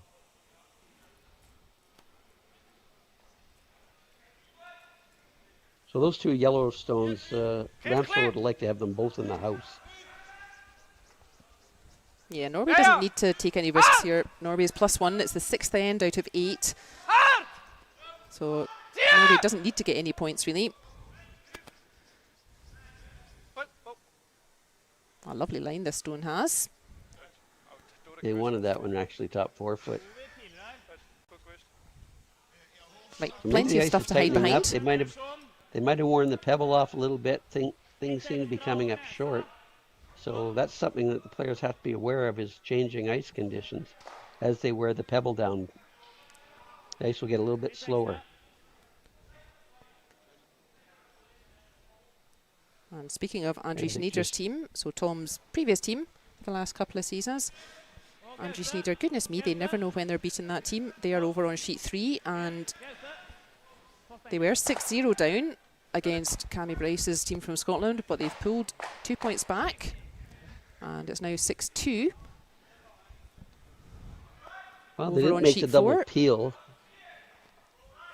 Sorry, over on sheet 4, just to update us, it's still a close game between Jani Salip of Switzerland and Benny Kapp from Germany. Benny Kapp's team having a brilliant tournament here last year. They defeated everyone on their way to the playoffs, and it's 4 each over there. Still no score for our all-star team. It's Michael Brunner on sheet 1, and his team is winning 3 points to 0 against the all-stars, skipped by Baumann.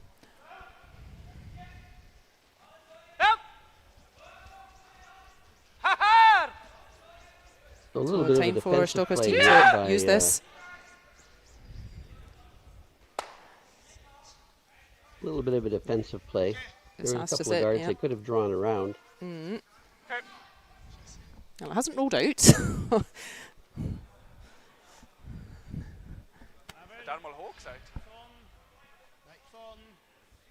There's a couple options. They're going to try the double peel. I don't know whether that top Yellowstone is really a worry for them. They could just simply peel the center guard, and that would leave one well behind the tee line, and really no danger for Ramsfjell to score 1.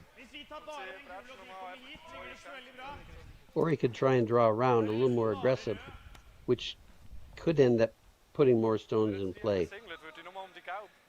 I think if you just peel the center guard, I don't think he's in any danger of.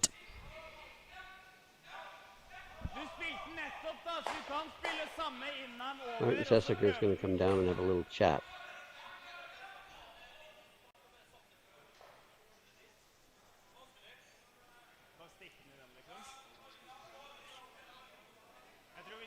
And the two fellows at the hack are also discussing what they think their options could be.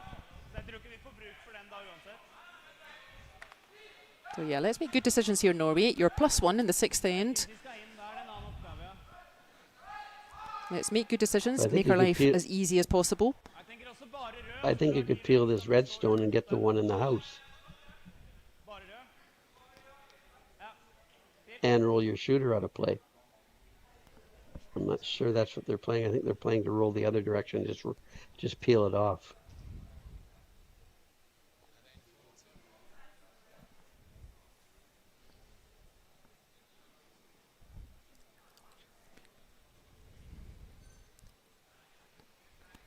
Not a bad call, but I think they could look at the option of going the other direction and trying to get the one in the house as well.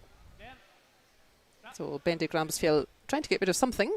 It's just a straight peel. Also fine. It's pretty open. No dangers now for Ramsfjell. Stocker's going to try and put up a better guard part way around the yellow guard. Ik vind een piece zo gaar als moes, niet? Pieces vind ik zeer goed. Ja. Weer? Remember, it's Norby who have last stone here.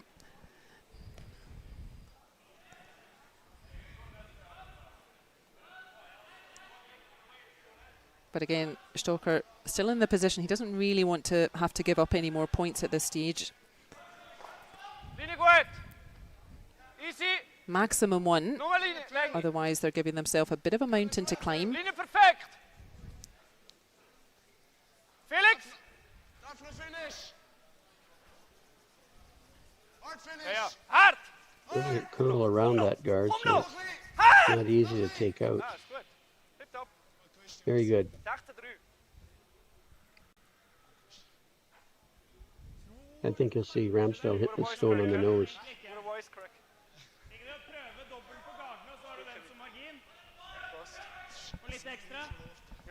He's going to try a more difficult shot. I think sometimes you overthink these things.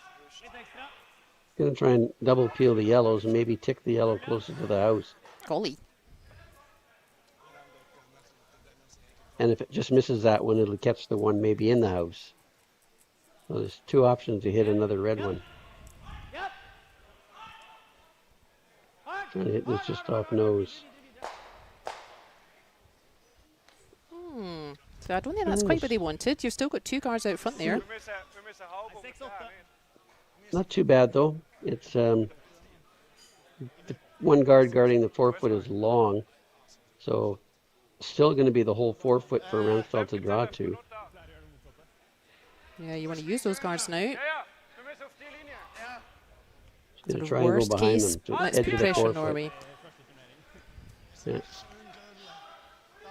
We're going to try and make him look at 3 on his last stone. And curling seems to attract some cool customers. Famously, of course, Benny Schwartz and Bruce Mowat. And I'd have to add Magnus Ramsfjell to the cool customer cadre. Warte. He just always looks like, yeah, fine for Felix. me. Felix, Gratra. Yeah. They actually truly believe they can make anything. Absolutely. And you have to have that mindset as a Linie goed fourth thrower. besser. Immer voor Felix. Bis da. Yeah, my non-curling cousin was with me for a competition last year, taking some photos, and even she said, "Yeah, look at that man. You can tell that he's all about winning." Goed gespeeld, Krim. Goed gespeeld. I think this is a shot that Ramsfjell could have played on the last one. It's just a nose hit on this one in the house. And as the Stocker stone didn't get buried, or didn't get far enough, this will be shot stone. And so it'll give Stocker something to think about. I'd like to hit this right on the nose. Just like that. Just like that. Now Stocker is going to ignore that, of course, because he's trying to steal. He's all about stealing this end, so he's going to ignore that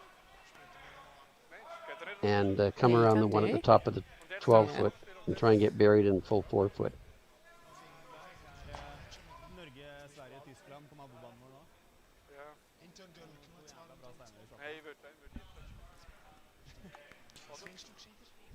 You make this with either turn.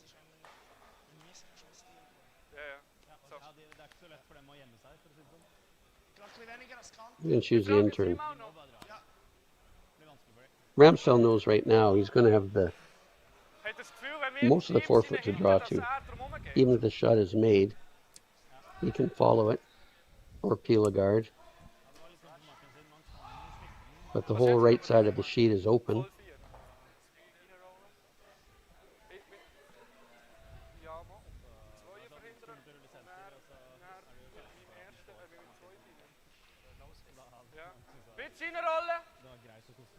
Zo, piece. Ik glaube, das ist der Call. Oder Nase. Ja, Nase bis reinrollen. Changing his Looks mind like he's up at the changed his hack. mind Eves, from the yeah. hack. Gib mir ein Selfie. Deciding he's going to go for that yellow after all. He's going to try and hit it on the nose. Again, maybe just thinking to himself, no yellows equals no points. Yeah. Maybe he's decided now that he can afford to give Ramsfjell 1, get 2 in the 7th, and steal the 8th. That this is probably not a good steal situation. So he's going to switch his mindset now to the force. Yeah, Force steal's pretty the high opposition risk to 1. potentially. Whereas, yeah, forcing 1 point here, that can work. A nice controlled shot there. I can find Ramsfjell just hit that back on the nose. In exchange, a couple of hits here and score is 1.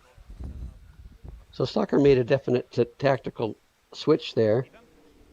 He was thinking steal on his when he went down to the other end of the house, and perhaps a little chat with his front end that decided that maybe the steal situation really wasn't there, and let's play the force. So they've switched tactics from steal to force. That's the more conservative approach, certainly, but still, as we said, first competition game for this new lineup for Stocker's team. Maybe the conservative approach more likely to come good for them in this first game. And again, yellow. Mistake there. Not quite finding that curl. We saw that with one of Magnus's stones going in the other direction. Not quite finding the curl. That's quite a big mistake there, not staying for shot rock. It now gives Stocker the chance to get one in there relatively close. So he's gone. Now he's back on steal mode. And if I can get this one just fully 4 foot, it will force Ramsfjell to draw the button.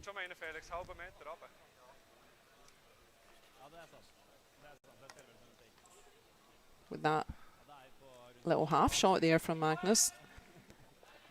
Yeah. Best Norway can do now is to score 1. Yeah, hitting and sticking on the nose has got to be a bread and butter shot for all of these players.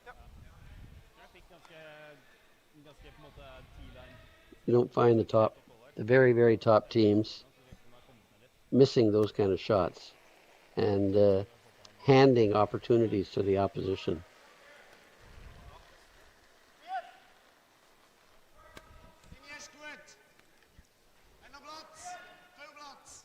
Felix. You want to make your opposition earn every position that is there. Absolutely. Well, the sweeper standing off this one a wee bit. This has got a bit of hot sauce on it. But let's make sure it's buried. It is buried. So it is behind tee, so Ramsfjell's always going to have this shot as the draw to the 4 foot. Yes, he is. Let's force him to find the 4 foot. Yeah, with that stone coming behind the tee line. Not that he's thinking about it, but there's a little bit of backing for him. He can draw right up to the edge of it.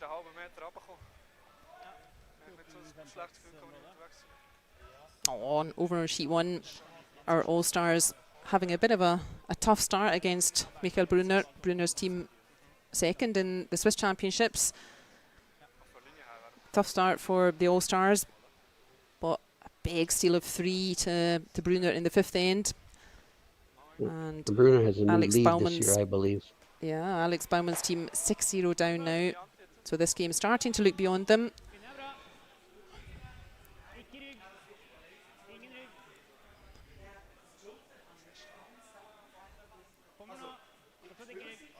Pressures are right off this one. It could be a little bit heavy. Well, they put the pressure on. Oh, stopped. Just caught enough of it. It Lucky you, Magnus Ramsfjell. Yeah, in the 2nd or 4th end, that might have slid too far, but the pebble's getting worn down, and it gets worn down mostly right down the center line. So rocks don't glide quite as far.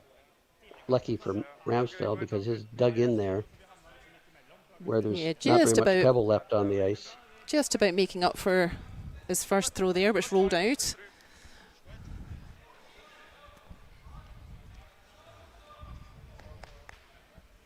But I think that's probably what Stocker expected from that 6th end. when the steel started to look a little bit more complicated, he probably expected, okay, we're looking at -1 here. Go all out for 2 in the 7th end and try for a steal in the 8th. That will be the plan. They'll be all out, high risk level, take every chance they can, trying to get a multiple end.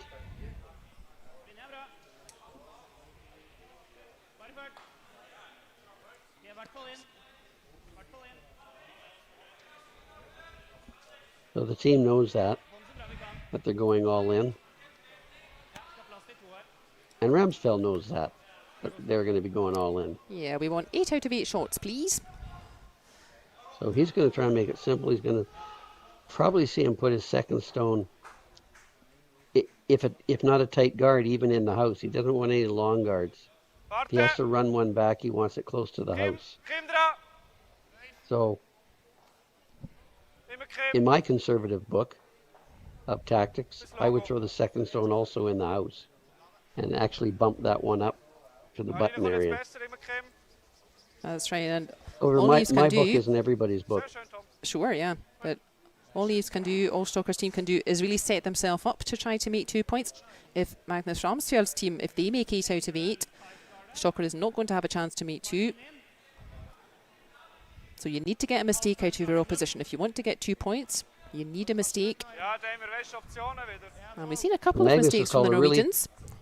Yeah, Magnus called a really tight guard and said it's okay if it comes in the house. So he's kind of playing both sides of it here. Me, I'd play in the house for sure. And it's okay to bump the one that's already there. Yeah, Norway doesn't mind giving up 1 here. They don't really want to give up 2, but Norway doesn't mind giving up 1. They don't want any long guards. They have to run a guard back. They want it to be close to the house. Gives them more room for error.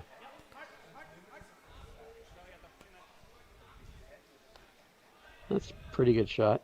Ooh, and is that touching Stocker's the gonna line? put it, I don't think it is, you know. So Stocker can move it that isn't. guard if he wants. Yeah, But I not think going he's to. chosen to put a corner guard on the other side. He's going to have 2 corner guards and hopefully get some stones behind one of them.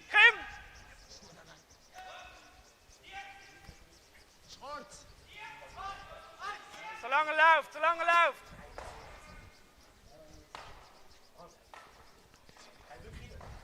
Okay. This one's very long and curling a lot. I'm not sure. I guess it's over the hog line. The world's longest guard that's still actually in play. So yeah, Tom, not too happy with that one. Yeah, we didn't get very many points for that one. We've seen him come short on a couple. He might have mismatched stones. Not unusual when stones get groomed that they're not all identical. And Indeed. stones have their own idiosyncrasies, and even grooming the stones doesn't take away some of those idiosyncrasies. That's a real skill that teams have to pick up on. That's learning true. the And differences of the stones. if there is a bit of a difficult stone, let's say, or if there's a stone that you're not too sure about, then it's poor old lead player who typically gets handed it. So it can be that it's lead thrower who has to make the best of the more difficult stones, and that's exactly what. That's know how to manage. Goodness That's know how me. to manage it. You can't say, "Well, I missed that shot because of the stone." You have to learn how to make shots with that stone, no matter what. Ja, bis rechts, snel im Hof. Quite often, more rotation helps, but also just understanding how the stone maybe it slows faster than the other stones, and that's a skill. Because everywhere you go, you're going to find some, even in high-level competitions, even in World Curling Championships, you're going to find absolutely. stones that are different. Some teams, Yep. some teams place more importance on that than others. Some teams, they're forever thinking, oh, that must have been the stone. Didn't like how that stone threw, switch the order of the stones. Whoa, whoa. I think this was right idea, but not quite the right line for Felix there.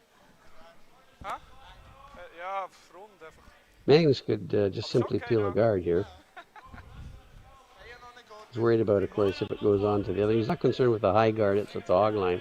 Because if they get behind that, he can still hit it. But the guard that's close to the house, he said he's trying to get both of them and roll out. He's worried about it hitting and rolling into the house.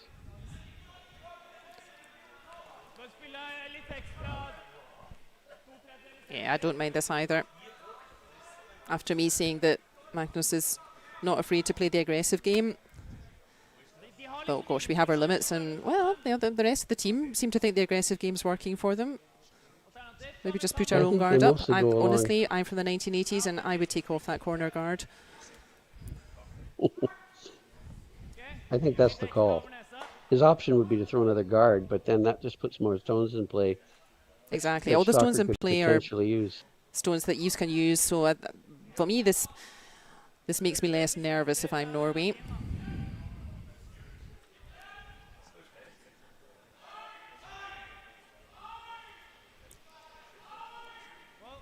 Throwing a lot of weight, get a lot of action on the stones.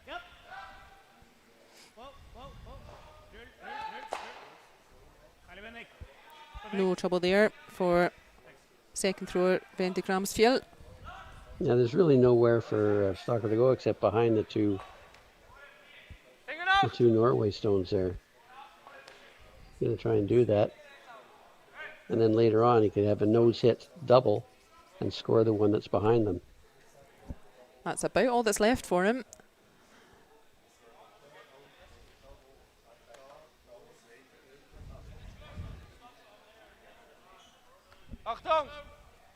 So we're Stocker trying to go around the back of those two yellows. He's not aiming to be lying a shot after this stone.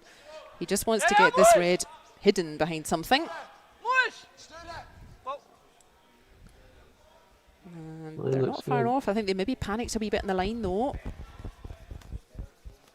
That stone is not going to hang on. Oh. Again, right idea. Not quite right with the weight there, Felix. Ramsfjell's not going to worry about peeling either of those guards. He understands that even if he peels a guard, he gives Stocker another shot at coming around those two. So maybe he's going to tap that one up and have two on the button. And then if Stocker goes around them, he'd be forced shot. Let's really close that scoring area. He said, okay, if I put another one in there and Stocker goes around before shot, and then I just guard the ones that are in there. Don't worry about the one that's forced shot.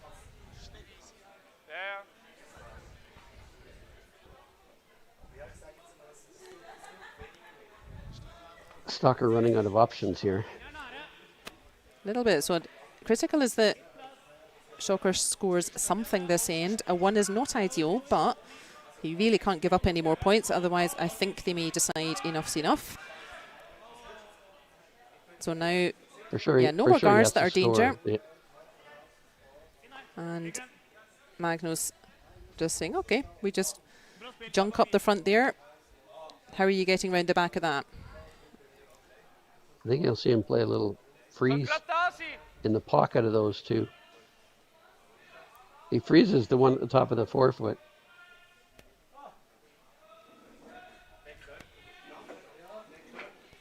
It wouldn't be able to be removed.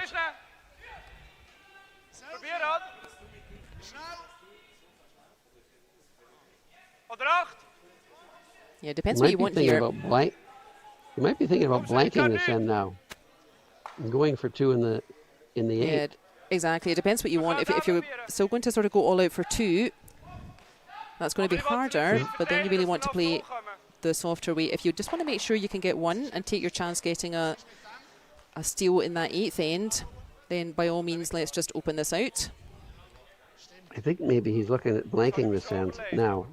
If he can double a couple of them out and sit close to the other one, we'll set up another double on the next shot. They can get out of this with a blank and try and score 2 or 3 coming home. That is a lot of work to get 2. Yeah, his options for 2 this end are almost gone. It would take a complete miss by Norway for him to get 2. So I think the prudent call would be let's see if we can blank this end now. We'll make a double on the 2 yellows. Sit close to the other yellow. Ramsfjell hits it on the nose. Then we can make another double. and get out of this with a blank. Not So playing decision full made. weight, though. Not playing full weight with that ice. He's playing some softer kind of weight. No timeouts here in Baden and no time clocks at all, actually, because you need an awful lot of volunteers if you're going to have time clocks. But we just ask the teams to please don't take too long.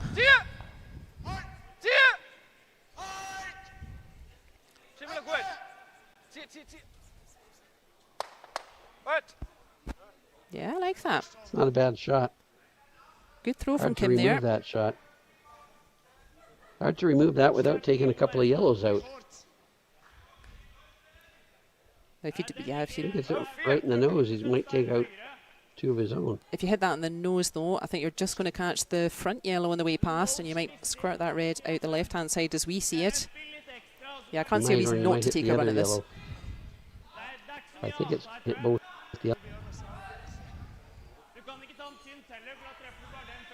I think he could hit it almost on the, slightly on the broom side, miss the yellow, and take the back yellow out, sit 2. I think that's what he's trying to do, is hit it almost where the broom is. With peel So weight. full beans from Martin Sessaker. And there it comes. Needs to curl. Not like that, though. That's exactly the mistake they were looking for. And that was a mistake they were looking for. Now they got straight exchange of takeouts to score 2. And there you see, viewer, what a nice shot from Kim Schwaller that was. We said right at the beginning of this end, if you're going to score 2, you need a mistake from your opposition. Kim set up the mistake. And a little bit from nowhere. The Swissies just need to keep calm here. And a fine chance to score 2. Keep good separation between the stones. Exchange 3 hits. And they want this to roll away. It's far away from that other red. Yeah. There's not going to be much chance for double. I don't see a double here. Magnus So can try it.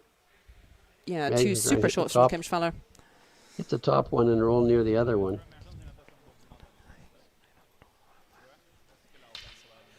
Get at the top one and roll to the back of the 4-foot. May as Would well, be his yeah. best shot. If you could roll to the back of the 4-foot, you might be able to set up a double for his second one. He'll be trying to hit this stone and roll over just to the back edge of the 4-foot. Hope Stalker hits it on the nose, and that would leave a double chance. And we have our first result, viewers, over on sheet 1. You can see that the All-Stars, led by Alex Baumann, they did pick up 1 point there in the 6th end, but not going to pick up 5 more points in 2 ends. So shaking hands after that. That's a strong win for Michael Brunner's team. They win against our All-Star International team 6 points to 1 in 6 ends. And you see they're still throwing rocks over there. What they're doing is throwing last shot draw or for hammer in the next game. So all the teams will throw 1 shot to the button, be measured, and depending on their opponent, they'll measure the distance. So who has the shorter distance will get last stone in the first end. That's correct, and we've seen that come into play a couple of times in this competition when you have a bit of a log jam of teams on, say, 2 points or 2 wins, or maybe 2 wins and a draw at the end of the round robin. We've seen last shot draw come into play. Not only about the game you're about to go for the last shot draw, that can become very important on Saturday afternoon. Could become a tiebreaker to either keep you in or knock you out of the tournament. It's a very tough way to go out the tournament, but that's very typical these days. Don't tend to have time set aside for tiebreakers. It's simply decided on last shot draw, and that is what will happen on Saturday afternoon. The last round robin is 3 o'clock Saturday afternoon European time, and then it's quarter-final evening on Saturday evening. That's it, Eves. So you see that Magnus didn't get the roll that he was looking for in his first one.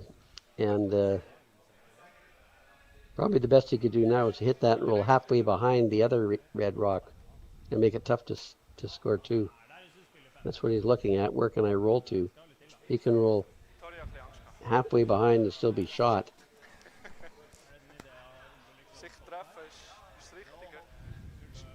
I think he rolls over there. I don't know if he'd be still shot if he gets fully buried. And plus that guard is at the hog line. Really easy to come around. He's going to play that. He'll try and hit this and roll behind that guard that's barely over the hog line. And even if he rolls buried and shot, Stalker can get to it.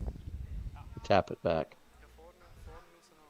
Pretty precise shot then here. He wants to roll enough to get some kind of cover, not enough to roll further than the red on the left of our picture. Yeah. If he rolls fully buried, he won't be shot rock. And it'll be a relatively open draw for Stalker to get us two. We're seeing a couple of mistakes late here from the Norwegians. I've seen a few tactical mistakes and some throwing mistakes from Martin Sessaker on this end. Yeah, this is the hand that didn't quite curl for them before, but looks like they've corrected for that. Yeah, he's got a nose hit, so exactly the same shot back for Stalker. Taking a lot of ice. Surprised by the amount of ice. It looks like he's only playing backline weight I with think that he just ice. wants to bump this yellow. And on this very curly ice, which is The amount of ice you get, the more difficult it is, because now you have to read the stone all the way coming down the ice. And I think you'd see higher ranked teams like Mowat and Indine take much tighter ice and throw maybe just a soft takeout as opposed to a full takeout. Yeah, a little bit depends on what you're comfortable throwing. And they maybe feel that they've seen that higher weight a couple of ends ago from Magnus. They saw it more kind of stick the middle line. And everybody got eyes on this. Easy, that's a nice sound.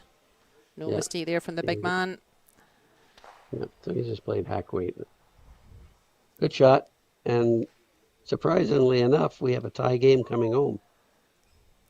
5 each going into the 8th end, but Jamie the Iceman will be happy to hear that highly unlikely we're going to an extra end. In fact, tactically, this is exactly what we shall see.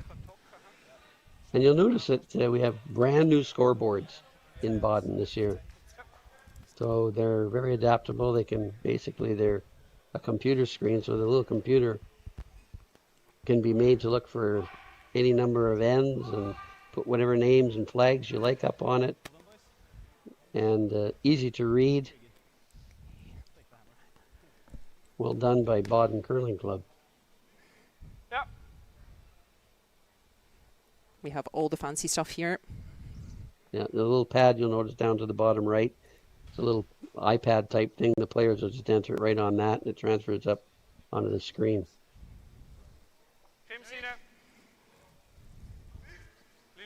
Right, Tom Winkelhausen. You can kind of win or lose this game by yourself now. Got to touch the center line here so it can't be removed. I think they've judged this very nicely. Done that, tight start. Tom has completely pulled himself together and come up with a really nice one. Since this is the last end, he knows drawing open is not the tactic because he knows that those stones are never going to count out there anyway, as Stalker's going to be going all out. So he has to try and place his stone maybe top 4 foot, full 4 foot to cut off the line and use it as a blocker for later. So placement of these stones is critical. He wants it top 4 foot.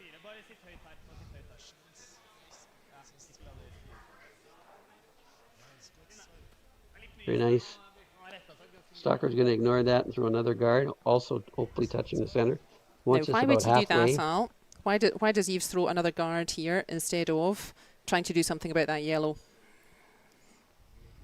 Well, at this point, he knows he has to steal. And if he hits the yellow, eventually there's going to be some easy peels in the front. So he's trying to clog up the center and make the peels difficult. He's hoping to have one right on the pinhole at the end.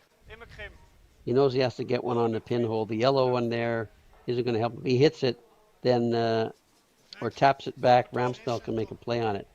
By putting it high on the center line, Ramsfjell can't make a play on that, and that just encourages more stones in play. So Ramsfjell's now going to put another stone in play. So the first 4 stones are going to be in play, and the more stones in play is best for the team trying to steal. There we go. So Tom has done his job. Both stones touching that centre line, and we are playing the no-tick rule on the stones touching the centre line. Huge separation And between them. Not an easy double. Yeah, exactly.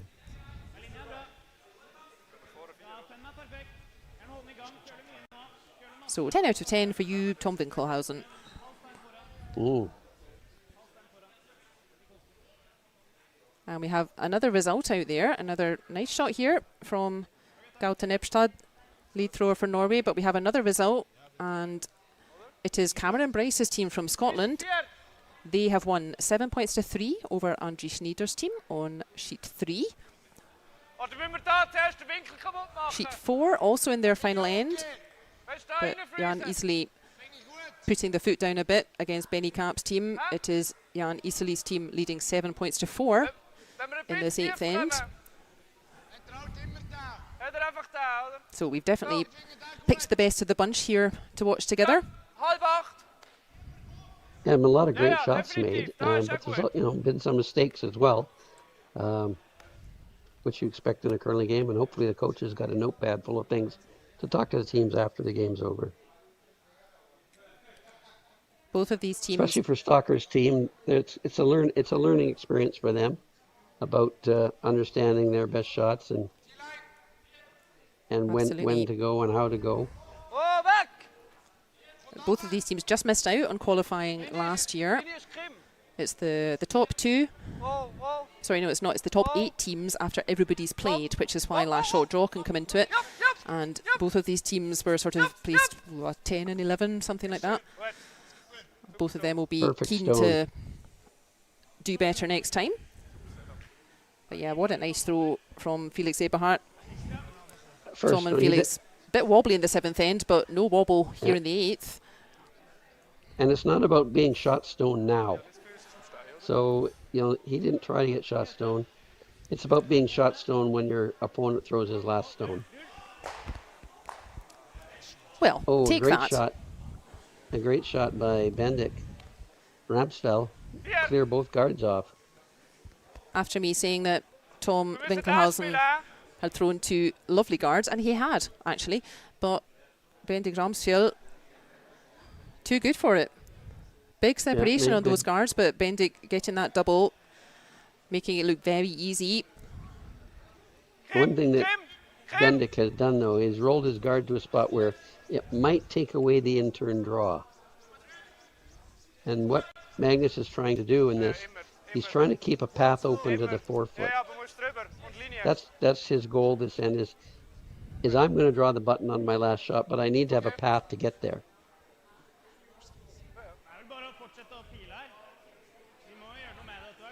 Yannick in the chat says, where's the Stalker Army? And yes, where are you, Stalker Army?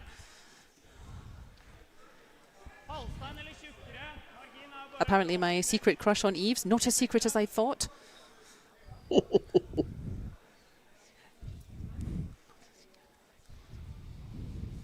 Opportunity here for Bendik to get both of those guards out of play and really open up both sides of the ice.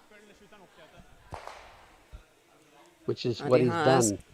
Golly, 2 fine shots from Bendik Ramsfjell. So now the path is open on both sides for Magnus, which is what he's looking for. So Stalker's got to be thinking ahead. I'm going to throw guards up. They're going to peel. What am I going to do later? What's it going to look like when I go to throw? What am I going to have? And right now, he needs a mistake. Although he still does have the center opposition stone at the top of the 8-foot to actually draw behind. So he's guarding that. So Kim Schwaller, his first throw in what will surely be the last end of this game. I can't see an extra end coming from here. And Kim really pulling the team out of a bit of trouble in the 7th end. And keen to do that again. So So 6 for 6 at the moment, really, but Magnus Ramsfjell up to Stalker's it. thinking Eve Stalker's thinking right now, I'm going to come around that yellow rock at the top of the 8 foot. But it's got to still be there. So I'm going to throw guards up until my at least first stone before I decide to go around there. He might even decide to throw a guard on his first and go around it on his last to the button. So he's going to be throwing, Eve's thinking he's going to be throwing an out-turn draw to the button around that yellow stone. That's what you have to be thinking as a skip. What am I going to have on my last shot? And right now he has a last shot available. But he also has to protect that. Yeah, So both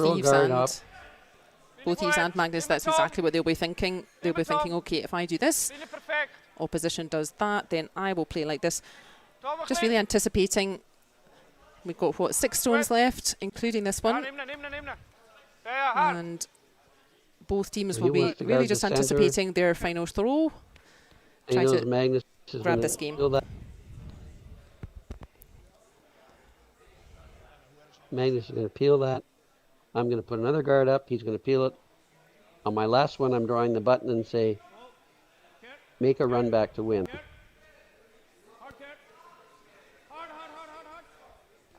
And I think we've seen the most. Ooh, there's another mistake. That's a huge mistake. Well, no. Actually, touching that rock and moving it over a bit is better for Stalker than missing it completely. Now it gives me the opportunity to come around that rock and the rock in the yellow rock at the top of the house and go to the button. Yeah, is it worth attacking that red, popping that yellow through, and then you could well be lying 2 red, or do you use that guard that's still in play and come all the way around on the anti-clockwise handle? Yeah, by hitting that guard, your rock's not going to be in the 4 foot, and that leaves Magnus a draw to the 4 foot. Because you're going to have a red there, and Magnus is going to hit it on his and open up the 4 foot.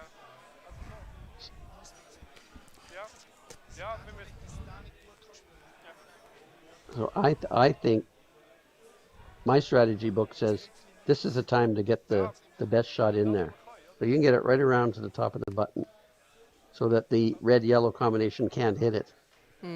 Looks like that's seems to be where they're aligning on as well. Yep, I like that red here it is. Hitting the red stone is going to leave Magnus the 6 foot to win the game, which is too big an area. You want to cut it down to him having to draw precisely to a pinhole. So they want this rock biting the pinhole to the broom side so that there is no run back. Exactly, so a chance to really put pressure on the Norwegians now. If you want to steal an end, you need a mistake from your opposition as well. The default score when you have last stone is basically scoring 1. If you want to score 2, you need a mistake from your opposition. And if you want to steal the end, if you want to score without last stone, you also need a mistake from your opposition. And the Swiss got a mistake from the Norwegians, and now they need to capitalise. And this is the one. This is the shot of the game right here. If they put this perfectly, of course. Oh, get it around, boys. Of course, they're putting all that working it hard gym work in the summer. Keep it going, boys. Keep it. Get round. Get it round. Ah! Oh, it rubbed. Weight was perfect. The weight really was perfect. Now Magnus can hit that. Magnus can hit that and roll slightly to the center, and I'm not sure what red's going to have. Stalker will have almost nothing with a nose hit there, and a roll toward the center a little bit. It's going to make it very, very difficult.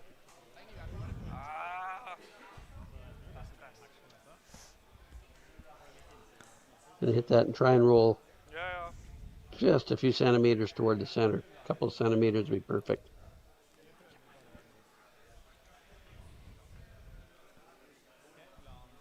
So choice of weight here is critical. Absolutely, and yeah, we've got one more game still left on the ice at the moment, and that is Jan Iselid's team from Switzerland playing Benny Kapp's team from Germany. It is 7-4 to Iseli. Benny Kapp has last stone, and yeah, quite a number of stones in play over there as well. You can see sheets 3 and 4 on the static cam all weekend.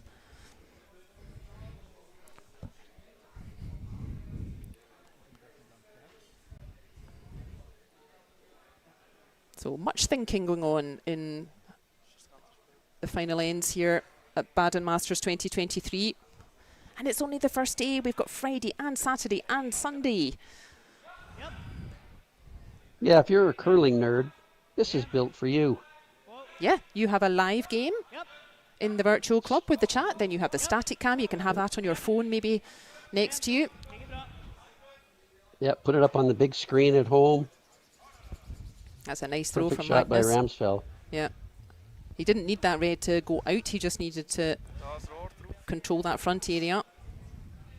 So there's not really a way for, except with a wide intern. So the wide intern around the red yellow, although it'll just leave a short tap up on the red yellow for Ramsfjell to win. Yeah, I think that's exactly what they're concluding again. Or he can try and go around on the wide yellow shot and get a piece of the forefoot. But again, it's just a slight tap up on the red one, red-yellow combination in the forefoot, just like a draw to the forefoot. It's not very difficult. Really had to make that first one. That was the game shot. If they'd got that by that yellow guard and got it to the button, that was the game shot. And yeah, because it rubbed, has kind of another go at it, but he's going to try everything and a go bit trickier around now. yellow. If he goes around the yellow, I think you'll see Magnus ignore it and just tap his own yellow up, either the yellow that is at the top of the 8-foot on the left or the red-yellow combination at the top of the 8-foot on the right. Either one of those are not that difficult a shot if So I think Stocker makes this. Same kind of weight as before. His weight was lovely. It just really grabbed that curl at the end. He's a little further out, so he's in a little different slide path. So they have to be aware of what it does out here. It might be even faster out here because the pebble hasn't been worn down as much.